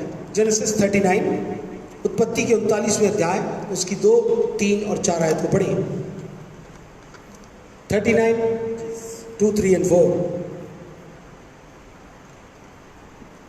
और यूसुफ अपने मिस्त्री स्वामी के घर में रहता था और यहोवा उसके संग था, सो वह भाग्यवान पुरुष हो गया। और यूसुफ के स्वामी ने देखा कि यहोवा के उसके संग रहते हैं और जो काम वह करता है उसको यहोवा उसके हाथ से सफल कर देता है। 4, तब उसकी अनुग्रह की दृष्टि उस पर हुई और वह उसकी सेवा टहल करने के लिए नियुक्त किया गया। फिर उसने उसको अपने घर का अधिकारी बना के अपना सब कुछ उसके हाथ में सौंप दिया। जी हाँ, मेरे बोलने का मतलब है स्वप्न देखा, दर्शन देखा, आपके पास प्रभु ने मेरे को बुलाया था, मैं कर रहा हूं, बिल्कुल सही, मगर उसके बाद भी उसके साथ कौन कौन सी घटना हुई और उसका साहस, वो हिम्मत कैसे जुटा सका। आज सबको जाओ तो बोले भाई साहब ऐसी दशा है तो हम करें क्या, बताइए। वो इसी का मैं उत्तर आपको बता रहा हूँ। इस लॉकडाउन में भी, या जीवन में बहुत सी लॉकडाउन थी लोगों के, अब ये लॉकडाउन होकर और भी परिस्थिति को स्पष्ट बताना चाहिए। तुम्हारा सब कुछ बंद रहा तो भी यूसुफ ने सब दरवाजा, प्रभु ने 17 साल में उसे बताया, मगर कितने वर्षों तक लगातार उसके जीवन में बातें पूरी नहीं हो सकी। मगर उसके साथ घटना पे घटना घटती गई गई, वो भी झूठी, वो भी बेच डालने की, वो भी बेइज्जत करने की, लांछन लगाने की, अपमान करने की, आत्मग्लानि की, शर्म का अनुभव करने वाली ऐसी परिस्थिति में भी बहुत से ऐसे मसीह लोग जो दर्शन के साथ मिले हैं, वो उनकी जीवन में ऐसी अवस्था आ जाती है। मगर कौन सी बात है जिसके कारण वो हिम्मत से अंत तक थामे रहा और अपने चरित्र को उत्तम बना रखा। कोई भी दोषारोपण के बावजूद भी वो अपने जीवन के मुकाम को प्राप्त करने के लिए तैयार हो गया। आज मेरे को और आपको देखने की जरूरत है, कोई भी खाली नहीं है, सबके साथ कोई ना कोई बातों का प्रहार लोगों के जीवनों में हुआ है। हर एक व्यक्ति, बोलने वाले से सुनने वाले तक, हर एक लोग अपने जीवन की अवस्थाओं से निकाले गए हैं, जहाँ प्रभु ने हमारे पाप, अपराध और अधर्म को क्षमा किया और ऐसी अवस्था में से निकाल कर लाया कि जो अंत तक विश्वास योग्य अपने चरित्र को लेकर, कलीसिया रूपी आत्मिक महिमा से भरा हुआ चरित्र जो उसके साथ रहकर एक विश्वासी होकर और एक ईमानदार, उपस्थित, समर्पित और सहभागी बनकर चलेगा, उसके साहस के साथ में उसका जो प्रतिज्ञाएं, जो योजनाओं का भाग, जो दर्शन देकर मैंने तुझे बुलाया, उन बातों को पूर्ण करने के लिए सब प्रकार की योग्यता, कुशलता और क्षमता देने के लिए आज आपका, मेरा और सबका परमेश्वर सामर्थ्य है, वो उन बातों को पूर्ण करना चाहता। आइए हम देखें यूसुफ के जीवन में इतना सब कुछ होने के बाद भी उस साहस कैसे जुटाया। यहां पर हम देखते हैं उस स्वप्न देखने का साहस करता है जब हम विश्वास करते हैं। क्या विश्वास करते हैं? जो हमने पढ़ा फिर से, जब वो स्वामी किसके, फिरौन के हाथ में चला गया, पिलाने हारों के प्रधान और पकाने हारों को क्रोधित होकर, जो हमने पढ़ा, जिसमें हमने देखा था कि कैसे यूसुफ अपने मिस्री स्वामी के घर में रहता है और यहोवा उसके संग था और वह भाग्यवान पुरुष हो गया। मुख्य बात, यहोवा उसके संग था। आज मेरे और आपके साथ कौन है डजंट मैटर। मैं और आप किसके साथ बैठकर कौन सी प्रक्रिया में शामिल हो गए, कौन सी सेवा में हाथ दिए, ये मैटर नहीं रखता। आज दुनिया में इतने सारे, इतने प्रकार के, है ना, मीडियास और माध्यम हो गए हैं, मगर सवाल ये उठता है कि परमेश्वर के दर्शन के साथ इसको कहाँ होना चाहिए था। उसी दर्शन में रहकर अब ये पोतीपर के घर में गया तो वहां रहकर भी परमेश्वर से अपना नाता अच्छा रखा। आज आपकी परिस्थिति में कहीं आप बंधे हुए हैं, कहीं आप रुक गए हैं, कहीं काम कर रहे हैं, कोई सी अवस्था में, उसके बावजूद भी क्या परमेश्वर आपके संग है या नहीं? वचन में लिखा है यूसुफ अपने मिस्री स्वामी के घर में रहता था और यहोवा उसके संग था, परमेश्वर उसके संग था। बताइए किसके? गुलामी में बेचे जाने वाले, खरीदे जाने वाले यूसुफ के साथ परमेश्वर उपस्थित है। कौन सी जगह पर? गुलामी की जगह में, उस स्थान पर जब उसको बेच दिया गया। बेचने के बाद वो पोतीपर ने, है ना, स्वामी ने उसे खरीद लिया, अपने पास रखा, तो भी परमेश्वर उसके साथ था कि नहीं था? आज हो सकता है किसी परिस्थिति ने आपको जकड़ लिया और बांध दिया और रोक लिया, उसके बावजूद भी क्या परमेश्वर आपके साथ है? प्रभु ने कहा मैं तो तुम्हारा साथ कभी नहीं छोड़ूंगा। जीवन में तुम्हारे साथ कुछ भी होता रहे तो भी, सब तुम्हें छोड़ दे तो छोड़ दे, मगर मैं तुम्हें नहीं छोड़ूंगा। अभी अपन गीत गा रहे थे, सभी तुझको भूलेंगे तो भी क्या मैं तुझको भूलूंगा कभी? हाँ नहीं, मैं हर समय तुझे अपने हाथों से संभाल कर ले चलूंगा। अब बताइए, इसके अपने भाई, फिर इस्माइली लोग खरीदा था, उसको बेच दिए, फिर पोतीपर के घर में आया, फिर झूठा लालचन लगाए और इस प्रकार से आगे सब प्रक्रिया हो रही है। फिर अभी उसने कौन सा साहस करके विश्वास रखा? जब आप विश्वास करेंगे हिम्मत के साथ कि परमेश्वर हमारे साथ है। स्वामी के घर के अधिकारी ने क्या किया? यूसुफ के स्वामी ने देखा कि यहोवा उसके संग रहता। बताइए दूसरे कौन है? जिस पोतीपर गुलाम को देखा उसने, भैया इसका जो परमेश्वर है ना उसके साथ। वाह, आपको कहीं भी रखे, यदि परमेश्वर आपके साथ है, आपकी पहचान होगी।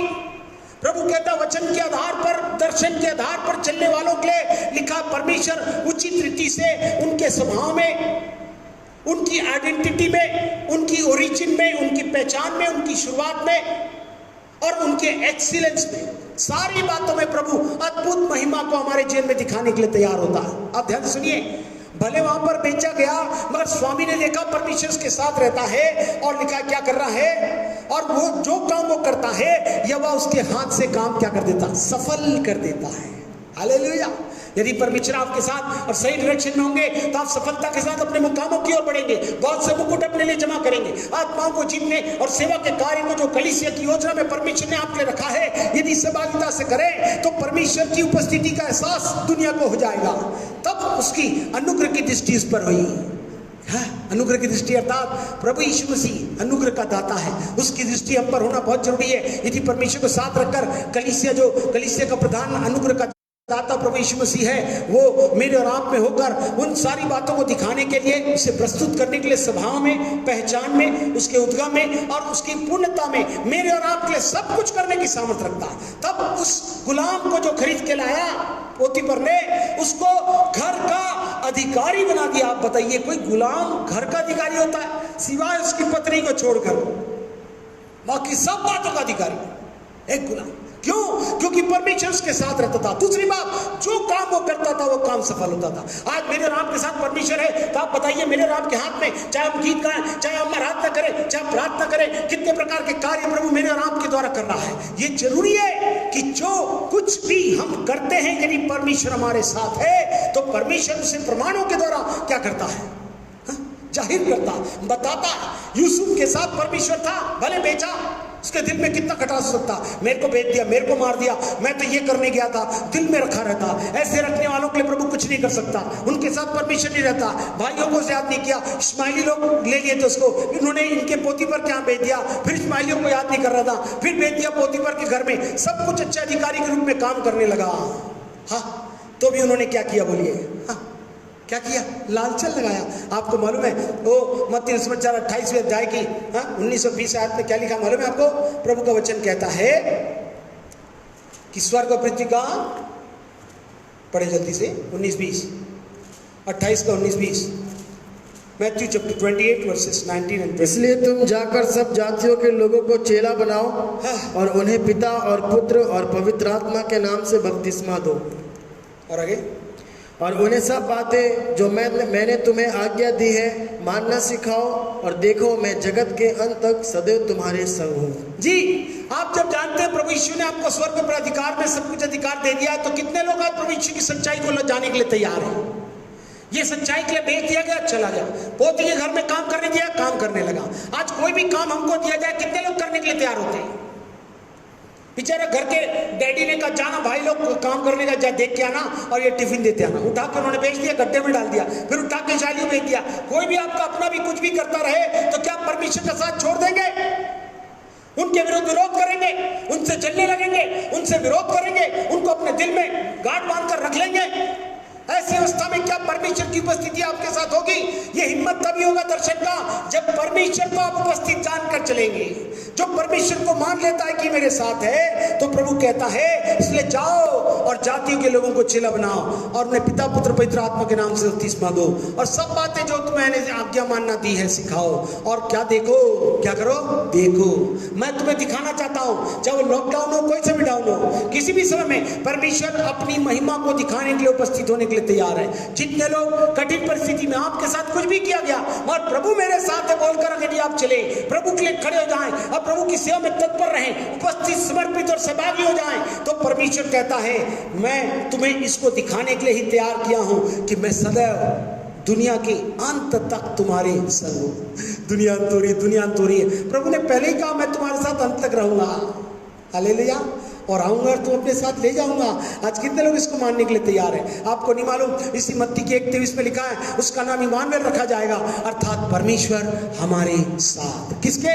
जो यीशु को प्रभु बना लेते हैं, जो कलीसिया में रहकर, जो यीशु कलीसिया का सिर है उसमें शामिल रहते हैं। परमेश्वर वादा करता है तुमने मुझे अपना प्रभु बनाया और अपने सिर पर रखा, अर्थात कलीसिया रूपी परिवार में अपने आप को आत्मिक परिवार में शामिल किया, तो वादा है मेरा मैं तुम्हारे साथ रहूंगा, मैं अंत तक रहूंगा, बशर्ते तुम जाओ और जाकर लोगों को चेला बनाओ और जो आज्ञा मैंने दी है उसको मानना सिखाओ, तब मेरा वादा तुम्हारे साथ रहेगा। आखिर ये चला गया और बड़ी ईमानदारी से, बड़े विश्वास योग्यता के साथ, ये गुलाम के घर में रहकर, जिसने गुलामी में से खरीद लिया था, उस जल्लाद के घर में रहकर भी बड़ी खुशी से सेवा करता था। इतना जबरदस्त कि इसकी पहचान बोले इसके साथ इसका परमेश्वर रहता है, इवन ये जो काम करता है उसमें सफलता मिलती है। तो क्या हुआ? परमेश्वर उसके साथ का आइडेंटिफिकेशन किसने दिया बताइए? उसके स्वामी, ये जो जल्लाद है ना पोतीफर, जिसने उसको खरीदा था और जिसने उसको अधिकारी बनाया था, बनाने के पहले परमेश्वर ने अनुग्रह की दृष्टि उस पर डाली। अरे ये जो काम करता, सफलता देता, मैं इसे घर के ऊपर अधिकारी ठहरा देता हूं। ऊपर उठाने का काम किसका है? परमेश्वर। परमेश्वर एक को बढ़ाता है, वो मेरे को और आपको उठा कर ले जाने वाला परमेश्वर ही है। इसलिए मेरे को और आप पर उसी भरोसा रखना है, किसी व्यक्ति में भरोसा मत रखे। वो इब्रानियों 13:5 में लिखा हुआ है, वो मैं तुम्हारा परमेश्वर, मैं कभी भी कुछ नहीं करने वाला हूँ। 13:5 में इस प्रकार से लिखा है, तुम्हारा स्वभाव लोभ रहित हो और जो तुम्हारे पास है उसी पर संतोष किया करो, क्योंकि उसने आप ही कहा है कि मैं तुझे कभी ना छोड़ूंगा और ना कभी तुझे त्यागूंगा। जी हाँ, तुम्हारा स्वभाव लोभ रहित हो। आज जिस अवस्था में रहकर जो सेवा का भाग आपको दिया गया है उसको बड़ी खुशी से करने की जरूरत है। प्रभु चाहता है कि इन बातों का हम ध्यान रखें। हेलो, संतोष करें। संतोष से भक्ति करते हुए सेवा करने से आपको क्या मिलेगा? लिखा है मैं क्या करूंगा? तुम्हें आप ही कहा है मैं तुझे कभी न छोड़ूंगा और न कभी त्यागूंगा। Hallelujah, hallelujah. इसके भाई लोग छोड़ दिए, इसके घर वाले छोड़ दिए, सब छोड़ने के बाद भी इसके साथ कौन था? परमेश्वर। हालेलुया। जिसके पास परमेश्वर है उसके पास सब कुछ है। परमेश्वर मतलब सब कुछ। ओ आज कितने लोग हैं जो प्रभु इमानुएल बनकर वादा किया, मैं तुम्हारे साथ रहूंगा, न तुम्हें छोड़ूंगा त्यागूंगा, आत्मा में होकर मेरे और आपके साथ रहने के लिए। Super power is with us. क्या तुम नहीं जानते तुम्हारा हृदय परमेश्वर का मंदिर में उसमें रहना चाहता हूं। अब इसी की 23वीं आयत को पढ़ेंगे तो समझ में आएगा। उत्पत्ति 39 उसकी 39 जेनेसिस वर्स 23। देखिए ये अधिकारी बनने के बाद, उसको अधिकारी बनाने के बाद उसके साथ क्या हुआ, झूठा दोष लगाकर उसको जेल में डलवा दिया गया। तो भी देखिए जेल में जाने के बाद भी, पहले जल्लाद के घर में था तो भी नंबर 1 था, अब देखिए जेल में चला गया तो भी परमेश्वर ने उसके लिए कैसा किया। पढ़िए 23। बंदी गृह के दरोगा के वश में जो कुछ था, क्योंकि उसमें से उसको कोई भी वस्तु देखनी ना पड़ती थी, इसलिए कि यहोवा यूसुफ के साथ था, और जो कुछ वह करता था यहोवा उसको उसमें सफलता देता था। हालेलुया।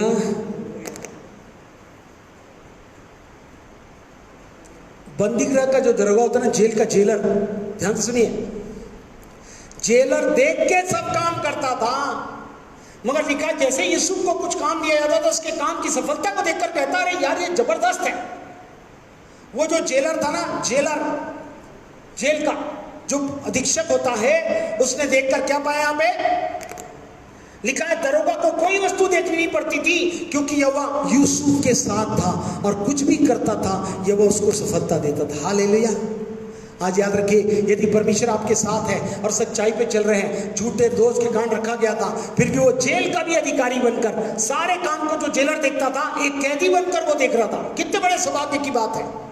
हमारा परमेश्वर ने हमें ये बड़ी बातें दी है।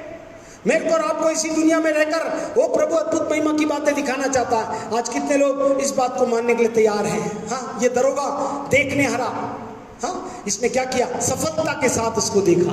आज मेरे और आपके जीवन में परमेश्वर का साथ, और इसी हिम्मत ने, यदि परमेश्वर आपके साथ होगा तभी हिम्मत के साथ वो दरोगा के जल्लाद के घर में गया, फिर जेल में चला गया तो भी डिसऑर्डर नहीं हुआ। देखो ना, प्रभु झूठा दोष लगा के मैंने कुछ भी नहीं किया तो भी उसके साथ होने के उसको सह लिया उसने। ठीक है प्रभु, आप मेरे को अपने दर्शन में मेरे को ले जा रहे हैं, आप जहां से ले जाएंगे आप मेरे साथ हैं। मेरे को विश्वास है आप मुझे छुड़ाएंगे नहीं, केवल बचाएंगे नहीं, बल्कि की महिमा के लिए मुझे खड़ा करेंगे। हालेलुया। क्योंकि दर्शन वैसे ही था, तुम लोग सब झुक के प्रणाम कर रहे हो और सब उसके लिए कर रहा है। ये छोटी सी बात नहीं थी, ये बहुत बड़ी बात थी। मगर इस बड़ी बातों की प्राप्ति के लिए इससे बड़े कष्ट से होकर गुजरना पड़ा, बड़ी वादियों में से, बड़े पहाड़ों में से होकर गुजरना पड़ा। पर इन सब बातों के बावजूद भी परमेश्वर उसके साथ था। इसलिए प्रभु ने कहा कि मेरे और आपके लिए प्रभु कहता है, यदि हम 41:10 में पढ़ें, यशायाह नबी पुस्तक 41वां अध्याय उसकी 10वीं आयत में आपके सामने पढ़ देता हूं। वहां पर लिखा है, मत डर क्योंकि मैं तेरे संग हूँ, इधर उधर मत ताक क्योंकि मैं तेरा परमेश्वर हूँ। मैं तुझे दृढ़ करूँगा और तेरी सहायता करूँगा, अपने धर्म में दाहिने हाथ से मैं तुझे संभाले रहूँगा। जी हाँ, धर्म में हाथ से तुझे संभाले रहूंगा। इसलिए क्या कर, मत डर, मैं तेरे संग हूं, इधर उधर मत ताक। साथ में रहने के बाद आदमी ताकता क्यों इधर, पता नहीं। जब प्रभु ने कलीसिया और एक घर को सब कुछ ताकने के लिए ही कहा, देखने के लिए वही कहा, नजर मत अटकाओ, तो बेचारा यूसुफ सब काम देखता था, उसको जहां बोला वही काम देखा। तो आखिर देखिए, वो जल्लाद ने भी देखकर पहचाना इसके साथ परमेश्वर है। यहाँ पे जेलर ने भी देखकर, इस कैदी की जेल में देखा इसका परमेश्वर है। मेरे और आपकी जेल में भी देखकर क्यों नहीं बोला जाता, चाहे आप कहीं से भी आए, कोई परिस्थिति से होकर गुजरे, मगर जब आप प्रभु के साथ रहकर चलेंगे तो प्रभु आपके जीवन में आपको पहचान देने के लिए तैयार है। हालेलुया। आपको विश्वास करना है। प्रभु कहता है, जरूरी है जो लोग प्रभु से प्रेम रखते हैं उनके लिए प्रभु क्या करता है, मत डर, मैं तेरे साथ हूँ, मैं तुझे दृढ़ करूंगा और तेरी सहायता करूंगा और संभाले भी रहूंगा। इसलिए मेरे को और आपको घबराना नहीं है, प्रभु की ओर देखना है। इसलिए प्रभु ने क्या कहा था, 28-20 में हमने पढ़ा था मत्ती के, हाँ बोलिए, पढ़ना नहीं है बोलना है। जो हमने सुना था याद है, 28-20 में भी आखिरी में पढ़ा था, देखो मैं जगत के अंत तक तुम्हारे साथ हूँ। वादा रहा, दुनिया के वादों का भरोसा नहीं, मगर परमेश्वर कहता मैं वादों को पूरा करने वाला हूं। मैं जगत के अंत तक, मतलब आपकी दुनिया में इसके अंत होने तक मैं साथ रहूंगा, या तुम्हारा अंत या दुनिया का अंत, दोनों समय मैं साथ रहूंगा और तुम्हें अपने साथ ले जाऊंगा। चिंता मत करो। प्रभु ने कहा मुझ पर विश्वास रखो। ये लोग विश्वास करें और बड़े साहस के साथ कि परमेश्वर मेरे साथ ये चल पड़ा। आपके साथ ऐसी परिस्थिति आई है क्या जो यूसुफ के साथ आई? आप यदि देखेंगे तो ये लोग बोलेंगे, देखो मैं इतने तकलीफ में चलता रहा, तुम लोग चले क्या? मैं और आप क्या उत्तर देंगे? हम लोग को थोड़ी सी तकलीफ आती है तो सारी दुनिया, सारे अपने समझ में आने लगते हैं, मगर प्रभु कहता है मैं उसके बाद भी सब कुछ करने के लिए तैयार हूँ। हाँ, जल्दी से हम चले उत्पत्ति के 45वें अध्याय में 5 से 7 पढ़े, 5, 6, 7। Genesis 45, 5 to 7। अब तुम लोग मत पछताओ और तुमने जो मुझे यहाँ बेच डाला इससे उदास मत हो, क्योंकि परमेश्वर ने तुम्हारे प्राणों को बचाने के लिए मुझे आगे से भेज दिया। क्योंकि अब 2 वर्ष से इस देश में अकाल है और अब 5 वर्ष और ऐसे ही होंगे कि उनमें ना तो हल चलेगा और ना अन्न काटा जाएगा। सो परमेश्वर ने मुझे तुम्हारे आगे इसलिए भेजा कि तुम पृथ्वी पर जीवित रहो और तुम्हारे प्राणों के बचने से तुम्हारा वंश बढ़े। हाँ जी, सबने सुना?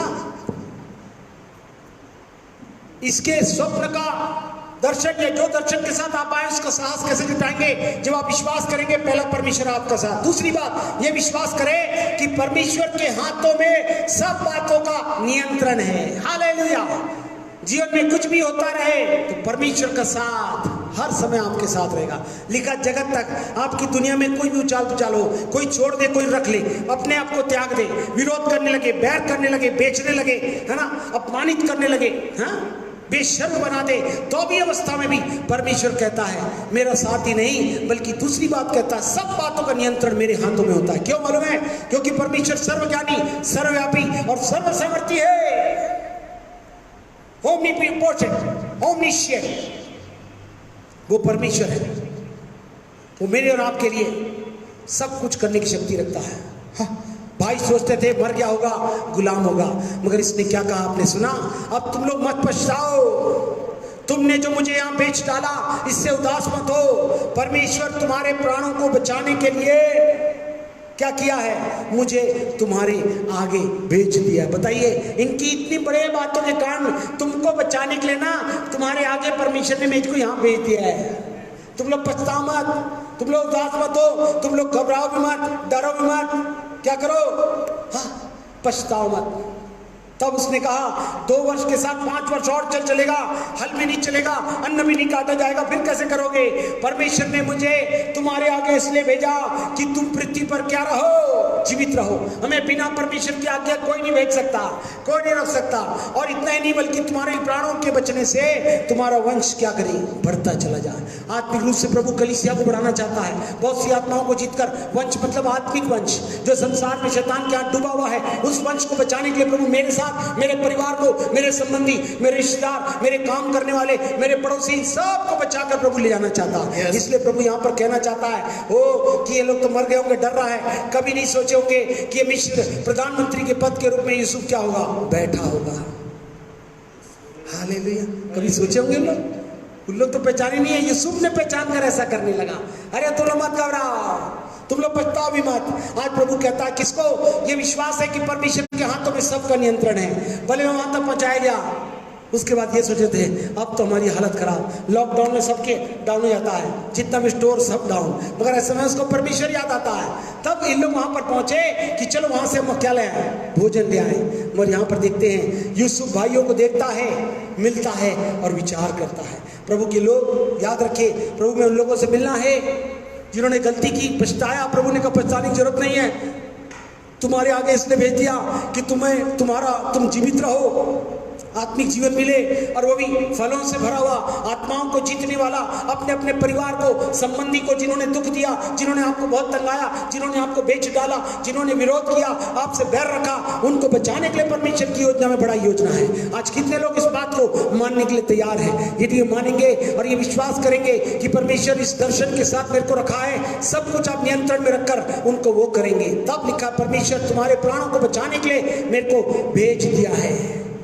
मेरी पीड़ाएं, घटनाएं, निराशाएं, सब भलाई के लिए परमेश्वर कैसा कर रहा था। देखिए, परमेश्वर ने परीक्षण के लिए उसको पीड़ा और घटना निराशा से होकर गुजरना पड़ा।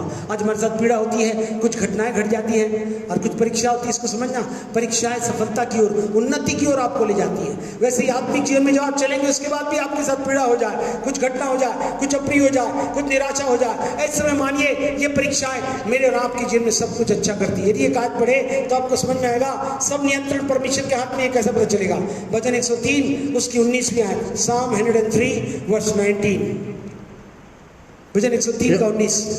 यहोवा ने तो अपना सिंहासन स्वर्ग में स्थिर किया है और उसका राज्य पूरी सृष्टि पर है।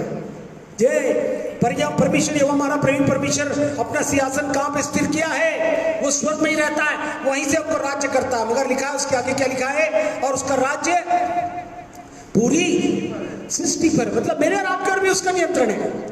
लॉकडाउन में भी नियंत्रण था, जब तक चालू किया तब तक चला, जब जाए रुक जाएगा। मगर सांसें उसकी है, उद्धार मुक्ति बची हुई है। वो अपने लोगों को चाहता है कि तुमको और तुम्हारे परिवार को बचाओ, चाहे वो गद्दार हो, 420 हो, कोई सा नंबर उनका क्यों ना हो, चाहे उन्होंने बैर किया, विरोध किया, बेच डाला, लूट लिया, सब कुछ कर लिया, उसके बावजूद भी प्रभु कहता है मैं उन्हें बचाने की योजनाओं के कारण तुम्हारे आगे भेज दिया गया हूँ। आज भी कलीसिया में रहकर जितने लोग आत्मा से परिपूर्ण होकर इस सच्चाई पर रहेंगे कि सब बातों को परमेश्वर आत्मा की तरह नियंत्रित कर रहा है, प्रभु यीशु ने कार्य कर दिया। अब लिखा ना तो बल से ना शक्ति से मगर पवित्र आत्मा के द्वारा होगा, और ये पवित्र आत्मा के द्वारा एक बड़ा संचालन हो रहा है। मिस्र के राजा फिरौन ने इसको प्रधानमंत्री बना दिया। जब उसने स्वप्न का अर्थ बताया और जब बना दिया तो ये भाई लोग आए लेने, तब उनसे मिलकर ये बात रोने लगा और सब कुछ काम करने लगा।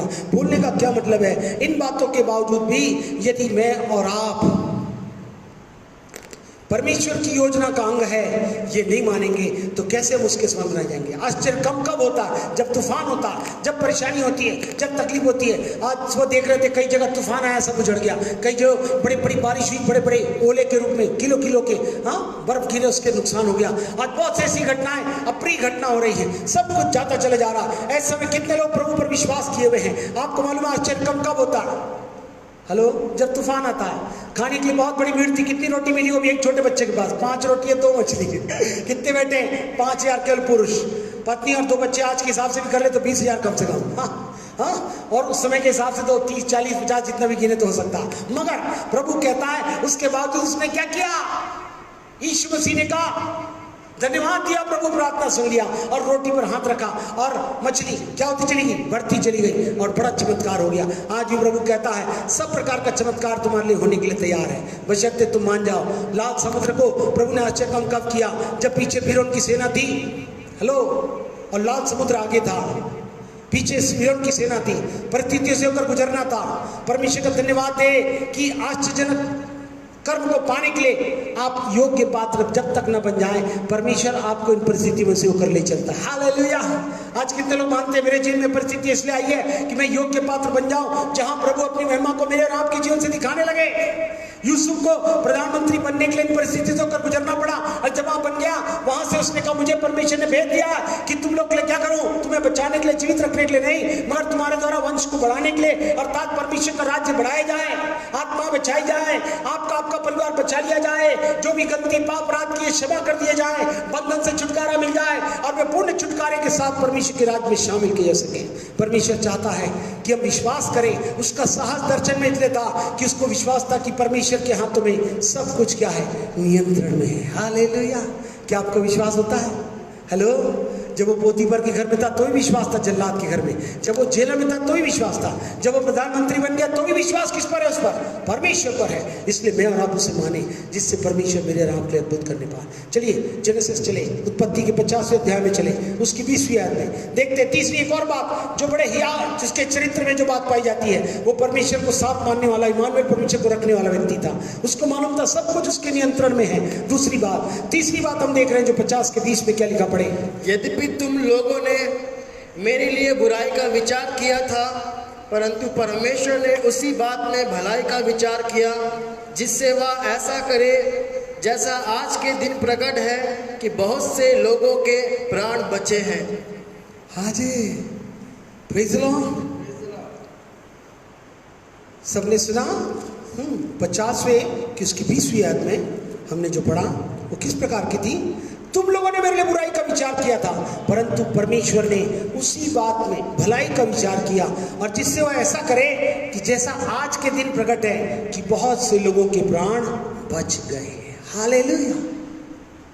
यहां पर प्रभु क्या बताना चाहता है? जब तक परमेश्वर किसी बात की अनुमति ना दे तब तक आपके जीवन में कोई बातें घटित नहीं हो सकती। इसने विश्वास किया कि परमेश्वर हमारे जीवन में कार्य भले के लिए करता है।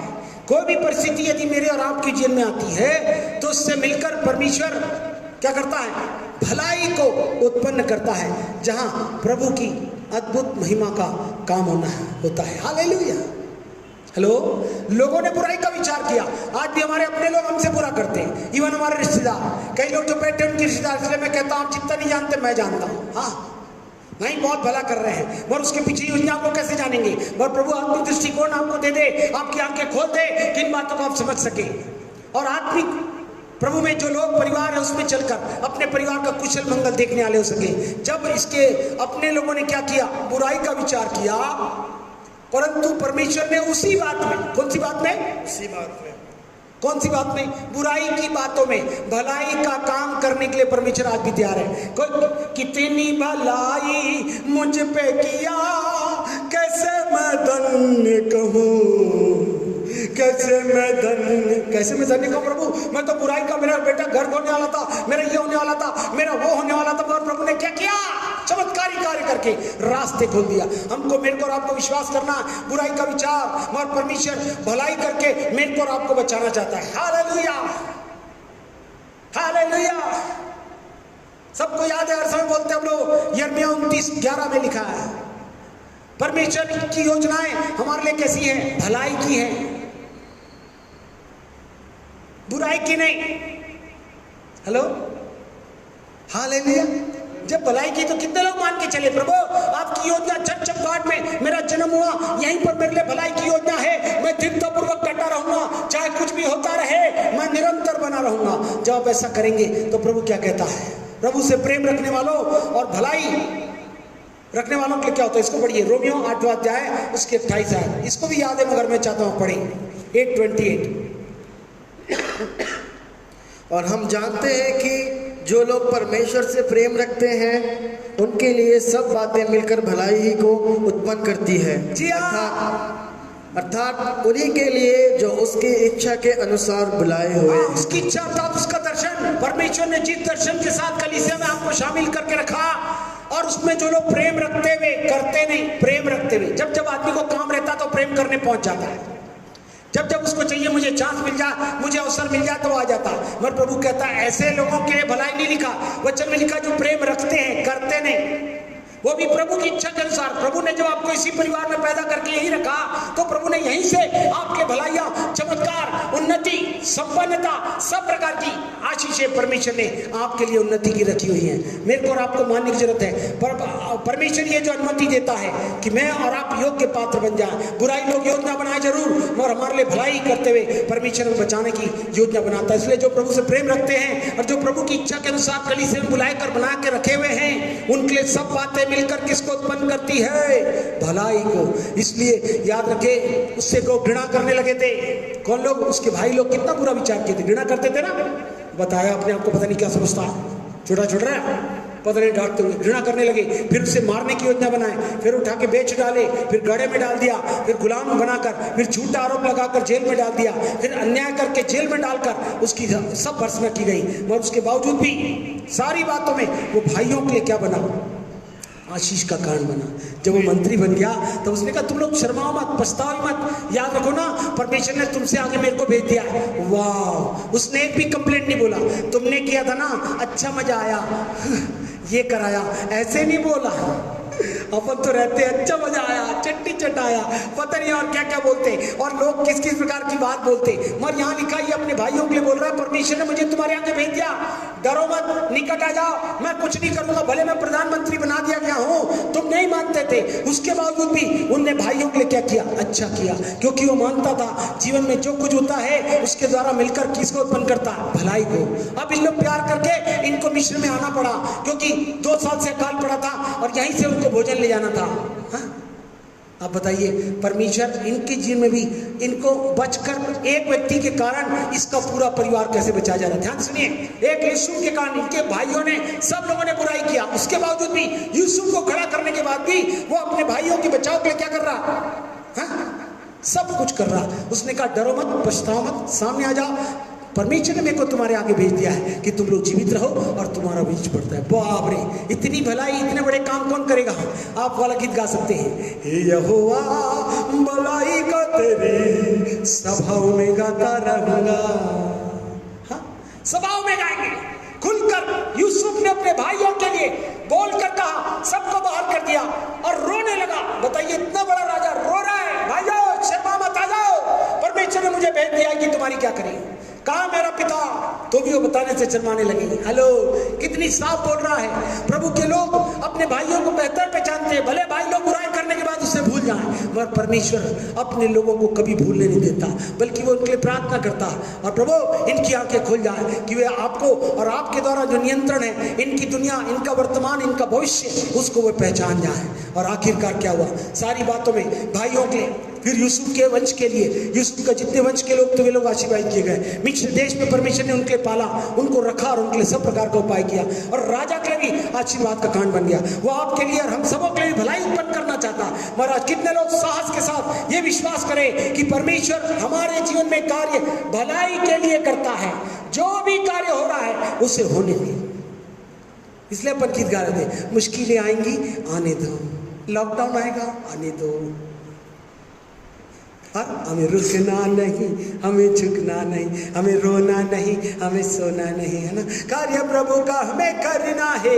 प्रभु ने जो बात हमें दी है उसको करें और चल पड़े। प्रभु सचमुच में मेरे नाम के लिए अद्भुत काम करना चाहता है। जिस वंश को यूसुफ ने बचाया था, मालूम है आपको? इसी वंश के लिए यूसुफ ने बचाकर सब इंतजाम किया कि उसी वंश से प्रभु यीशु मसीह आए। मानो जाति के उसी वंश में उसे होकर प्रभु यीशु आए कि हम सब, हाँ, यीशु मसीह जो हमारे लिए मरा, बल्कि उद्धारकर्ता रूप में जी उठा और आज भी बचाता है आत्माओं को और अनंत जीवन देने का वादा करता है। जितने लोग विश्वास करें, जितने लोग के परिवार वाले संबंधी लोग नहीं बचाए गए हैं, उनके लिए प्रभु अच्छा दिलाता है। यदि आप विश्वास करके आज भी सारी तकलीफों के बीच आप परमेश्वर का साथ दे रहे हैं, परमेश्वर आपको, आपके परिवार को उस प्रभु यीशु ने क्रूस पर जान देकर और उद्धारकर्ता के रूप में निकलकर मेरे और आपके लिए बचाने की योजना, जो मेरे और आपकी आत्मा को नहीं बल्कि अनंत जीवन का मार्ग दिखाकर महिमा की बातों को मेरे और आपके जीवन में देने के लिए रख दिया। इसलिए याद रखिए, जो भी बातें आपके जीवन में होती हैं वो मिलकर भलाई को उत्पन्न करती है। इसलिए आप परेशान हैं, लॉकडाउन क्यों, ऐसा क्यों, वैसा क्यों, कुछ भी बातों का कारण है प्रभु अपनी भलाई को। इसलिए प्रसव की पीड़ा से गुजरने के बाद ही माताओं को, हाँ, पत्नियों को माता का आशीर्वाद मिलता है और उसके बाद वो बड़े खुश हो जाते हैं। मगर उसी प्रकार से सोना तपने के बाद ही क्या हो जाता है? चोखा और शुद्ध होता है। हाँ, इसे हमने आंखों से देखा। प्रभु कहता है हमको भी इन परिस्थितियों में से होकर गुजरना पड़ेगा।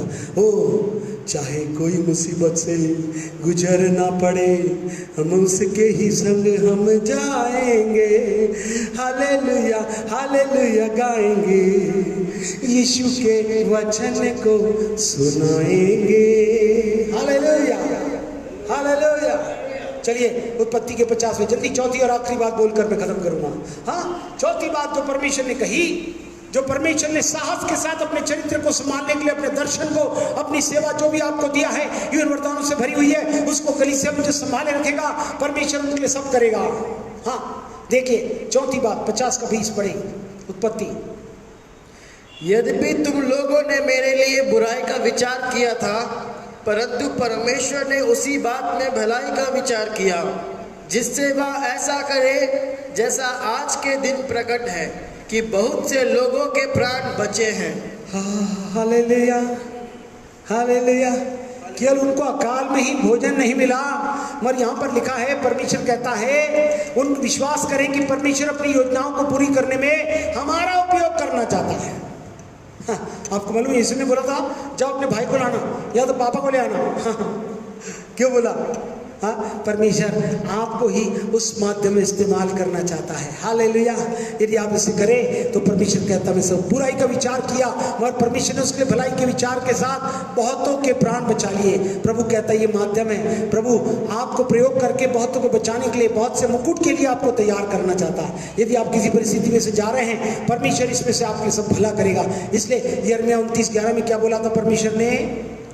हाँ, फिर पढ़ते फिर भूल जाते, मैं चाहता हूँ इसे याद रखें। 29:11 29:11 क्योंकि यहोवा की यह वाणी है कि जो कल्पनाएं मैं तुम्हारे विषय करता हूँ उन्हें मैं जानता हूँ, वे हानि की नहीं वरन कुशल की है, और अंत में तुम्हारी आशा पूरी करूँगा। जी हाँ, वे हानि की नहीं कुशलता की है। कुशल मंगल होगा। All goodness, all potentiality and worthy laws belong to our lord. हमारे प्रभु के हाथों में सब प्रकार की कुशलता, मंगल में, पावन में, सामर्थ्य योजनाएं मेरे और आपके रखी है। वो मेरे को और आपको उपयोग करना चाहता है। इसलिए अगर आपके साथ बुराई हो रही है, अत्याचार हो रहा है, किसी प्रकार से विरोध हो रहा है, समझ जाना कि प्रभु मैं फिर भी आपके साथ बना रहूंगा। जब ऐसा ये करता रहा तो उससे योजनाएं कुशलता की निकली, और आखिरकार कैसे यूसुफ ने अपने अपने परिवार को बचाने का पूरा इंतजाम कर लिया। सब लोग वहीं पे रहने लगे और एक साथ मिलकर प्रभु की एक जो मारने की योजना बनाई थी प्रभु बचाकर, उनके पूरे परिवार को, सब लोग को बचा लिया। आज भी प्रभु प्राणों को बचा लेने के लिए मेरे को और आपको माध्यम बनाना चाहता है। इसलिए याद रखें, उस अभिषेक को प्रभु देने के लिए तैयार है। निराश ना हो, निर्णय में आ जाए, कोई असफलता, कोई निराशा, कोई बीमारी, किसी प्रकार का डिप्रेशन, कोई षड्यंत्र या किसी प्रकार का शिकार या पापों की ग्लानि आपके जेल में से गुजर रही है, या बहुत बोझ से दबे हुए हैं, बहुत से पाप आपको जकड़े हुए हैं, बहुत ही परीक्षा में आप फंसे क्यों ना हो, वो गलत निर्णयों के नतीजे को आप भुगत रहे हो, ऐसी अवस्था में प्रभु कहता है अब अपने प्रिय लोगों से आप छिपा रहे हैं, लगता है सब कुछ चला गया, और आप प्रभु को स्मरण करें। प्रभु से आप कहें प्रभु मैं क्या करूं? प्रभु ने कहा स्मरण कर, दृढ़ विश्वास कर कि परमेश्वर हमारे साथ है। आइए प्रभु से कहें, ओ आंखों को बंद कर ले, परमेश्वर हमारे साथ है। ओ परमेश्वर के हाथों में सब बातों का नियंत्रण है। हम ये विश्वास कर ले परमेश्वर हमारे साथ है, परमेश्वर के हाथों में सबका नियंत्रण है, परमेश्वर हमारे जीवन में भले के लिए कार्य करता है, परमेश्वर अपनी योजनाओं को पूरी करने में हमारा उपयोग करना चाहता है।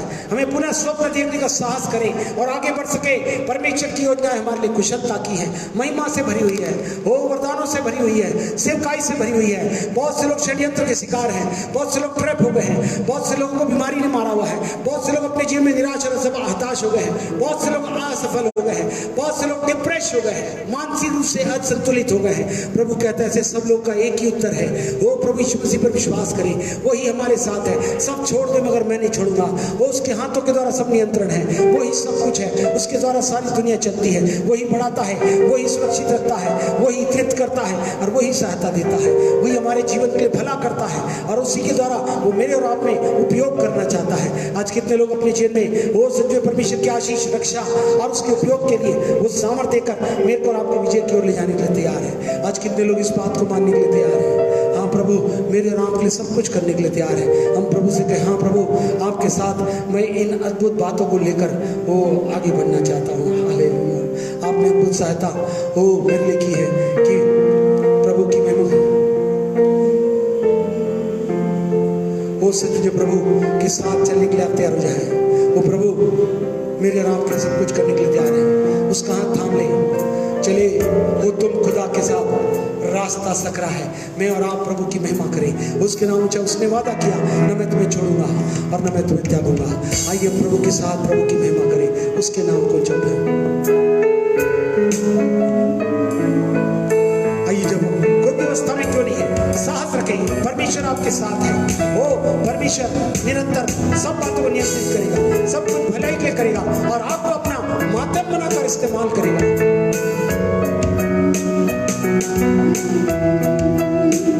चले हो तुम खुदा के साथ रास्ता सकरा है, खुदा का थामे रहना रास्ता सकरा है। चले हो तुम खुदा के साथ रास्ता सकरा है, खुदा का थामे रहना रास्ता सकरा है। चलो चले यीशु के यीशु कहा, चलो चले यीशु के आओ तो यीशु कहाँ, खुदा की बरकत तुम पर हो, मसीह की रहमत तुम पर हो, दुआएं बाप की ले लो, रास्ता सकरा है। खुदा की बरकत तुम पर हो, मसीह की रहमत तुम पर हो, दुआएं बाप की ले लो, रास्ता सकरा है। चलो चले यीशु के साथ, आओ तो यीशु कहाँ, चलो चले यीशु के साथ, आओ तो यीशु कहाँ, खुदा का रूह बताएगा, खुदा का रूह सिखाएगा, खुदा के रूह की तुम सुनना, रास्ता सकरा है। खुदा का रूह बताएगा, खुदा का रूह सिखाएगा, खुदा के रूह की तुम सुनना, रास्ता सकरा है। हाँ प्रभु, सकरे रास्ते में आप ले चलने के लिए तैयार हैं। आज बहुत से लोग टूटे हुए हैं, बहुत से लोग निराश हो गए हैं, डिप्रेस हो गए हैं, निरुत्साहित हो गए हैं, उनकी आशा समाप्त हो गई। मैं प्रभु जीवित धन्य उत्तम आशा का प्रभु है, इसने साहस के साथ अपने जीवन की हर परिस्थिति में भी प्रभु का साथ नहीं छोड़ा। इसके अपने में से बेच दिया, बैरी नहीं किया, बेच दिया, गड्ढे में डाल दिया और गुलाम की नहीं बेच दिया। फिर झूठा आरोप लगाया गया, झूठा आरोप लगाने के बाद भी उसको जेल में डाल दिया गया, फिर भी प्रभु उनके साथ था, इसलिए प्रभु ने अधिकारी बनाया और उसने सचमुच में सब बातों को नियंत्रण में समझकर प्रभु के हाथों में जो भी परिस्थिति रही उसको मानता रहा। फिर प्रभु ने उसको ऊंचे स्थान पर ले गया और वो प्रधानमंत्री बनाया गया। वहां भी बड़ा होने के बाद वो भूला नहीं अपने भाइयों से, वो जब आए तो उनसे पूछा, उनका ख्याल रखा, विचार किया और उनकी सहायता करते हुए उनका जीवन धन्य बना दिया। उसने कहा, परमेश्वर ने मुझे तुम्हारे आगे इसलिए भेजा है कि केवल तुम लोग जीवित ही नहीं रहो बल्कि तुम्हारा वंश बचाया जाए। आज प्रभु तुमको और तुम्हारे परिवार को, सबके परिवार को बचाना चाहता है। चाहे किसी बंधन में, निराश में, चाहे उन्होंने विरोध किया, बुराई की, जलन किया, मारने की योजना बनाई, फिर भी प्रभु उनको बचाने की वो रख कर उन्हें स्वर्ग ले जाना चाहता है। नहीं तो पाप की सजा मृत्यु, नरक की आग है। बुराई का अर्थ वो बुराई से दूर रहना, परमेश्वर से प्रेम रखना, तभी परमेश्वर का अभिषेक मेरे और आपके जीवन में बहेगा। प्रभु कहता है इन दिनों में मैं याद रखना है, यीशु मसीह ने बुराई से बैर और सत्य ने धार्मिकता से प्रेम रखा, इसलिए वो साथियों से बढ़कर उस अभिषेक को प्राप्त किया जो आनंद का है। प्रभु इन समय में आप अद्भुत आनंद से भरे हुए जीवन को हर एक को देना चाहते हैं, चाहे वो निराशा, हताश हो, चाहे वो बहुत ही असफल हो गए हैं, चाहे वो डरे हुए हैं, सहमाए हुए, घबराए हुए हैं। प्रभु कहता है इस अवस्था में मैं तुम्हारा साथ हूँ। स्मरण रखो, मैंने कहा सब तुम्हें छोड़ दे तो छोड़ दे, मैं तुम्हारे साथ रहूंगा। वो परमेश्वर के साथ, परमेश्वर के द्वारा नियंत्रण, परमेश्वर सब बातें मिलकर भलाई को उत्पन्न करेगा और अंततः हमें भी प्रयोजन में लाएगा कि बहुत सी आत्माओं को जीतकर बड़े अधिकारी हो सके। प्रभु अनुग्रह दीजिए, जितने लोग इसमें शामिल हैं, चाहे अवस्था किसी प्रकार की क्यों ना हो, जिसने उसको जकड़ के बंद के रखा, निराश और हताश कर दिया है, वो लूट लिया है, वो चुरा लिया है और सब प्रकार से धोखा दिया है, उसके बावजूद भी प्रभु उनको उठाकर खड़ा करने के लिए तैयार है। प्रभु क्षमा के साथ वो प्रभु के साथ लेने और प्रभु की अद्भुत महिमा को देखने पाए। धन्यवाद देते प्रभु, आज जो वचन सुना उसके आधार पर हम अपने स्वप्न दर्शन से भूल करना चले, जो सपनों को सुनकर, मानकर और उसकी आज्ञाओं पर चलते हैं वो धन्य होते हैं। यीशु के नाम से महिमा से भरा हुआ जीवन। यूसुफ आखिरकार प्रधानमंत्री बन गया, जो स्वप्न दिखाया था मगर उन्हें कई वादियों से, कई परीक्षाओं से, कई परिस्थितियों से होकर गुजरना पड़ा और उसके अंत में वो अपने मुकाम में रहा और अपने अपने परिवार के लिए आशीष का कान बन गया। आज भी हम हो सकते हैं मसीह परिवार में, परमेश्वर के राज्य में लोगों को शामिल करने के प्रयोग में लाए जाए, उपयोग में लाए जाए, उस स्थान पर पहुंचाया जाए जहाँ प्रभु ऊंचे स्थान पर रखकर अपनी महिमा के लिए इस्तेमाल करें और जो जो योजनाओं में ऊंचा भाग परमेश्वर ने घोषित किया, यीशु के नाम से हर एक के जीवन में पूर्ण होने पाए। धन्यवाद देते प्रभु, आपने हमारी प्रार्थना सुना, सरा जलाल आपको देते हैं, सबों के जीवन की आशीष कामना करते हैं। विनती को यीशु के नाम से मांगते सुनो, ग्रहण करिए। हमारे उद्धार करता प्रभु यीशु मसीह का नाम, परिशुद्ध का प्रेम, पवित्र आत्मा से भागता हमारे साथ सब लोग साथ बस्ती समर्पित रहे, सहभागी साथ आज से लेकर दोबारा तक होती रहे।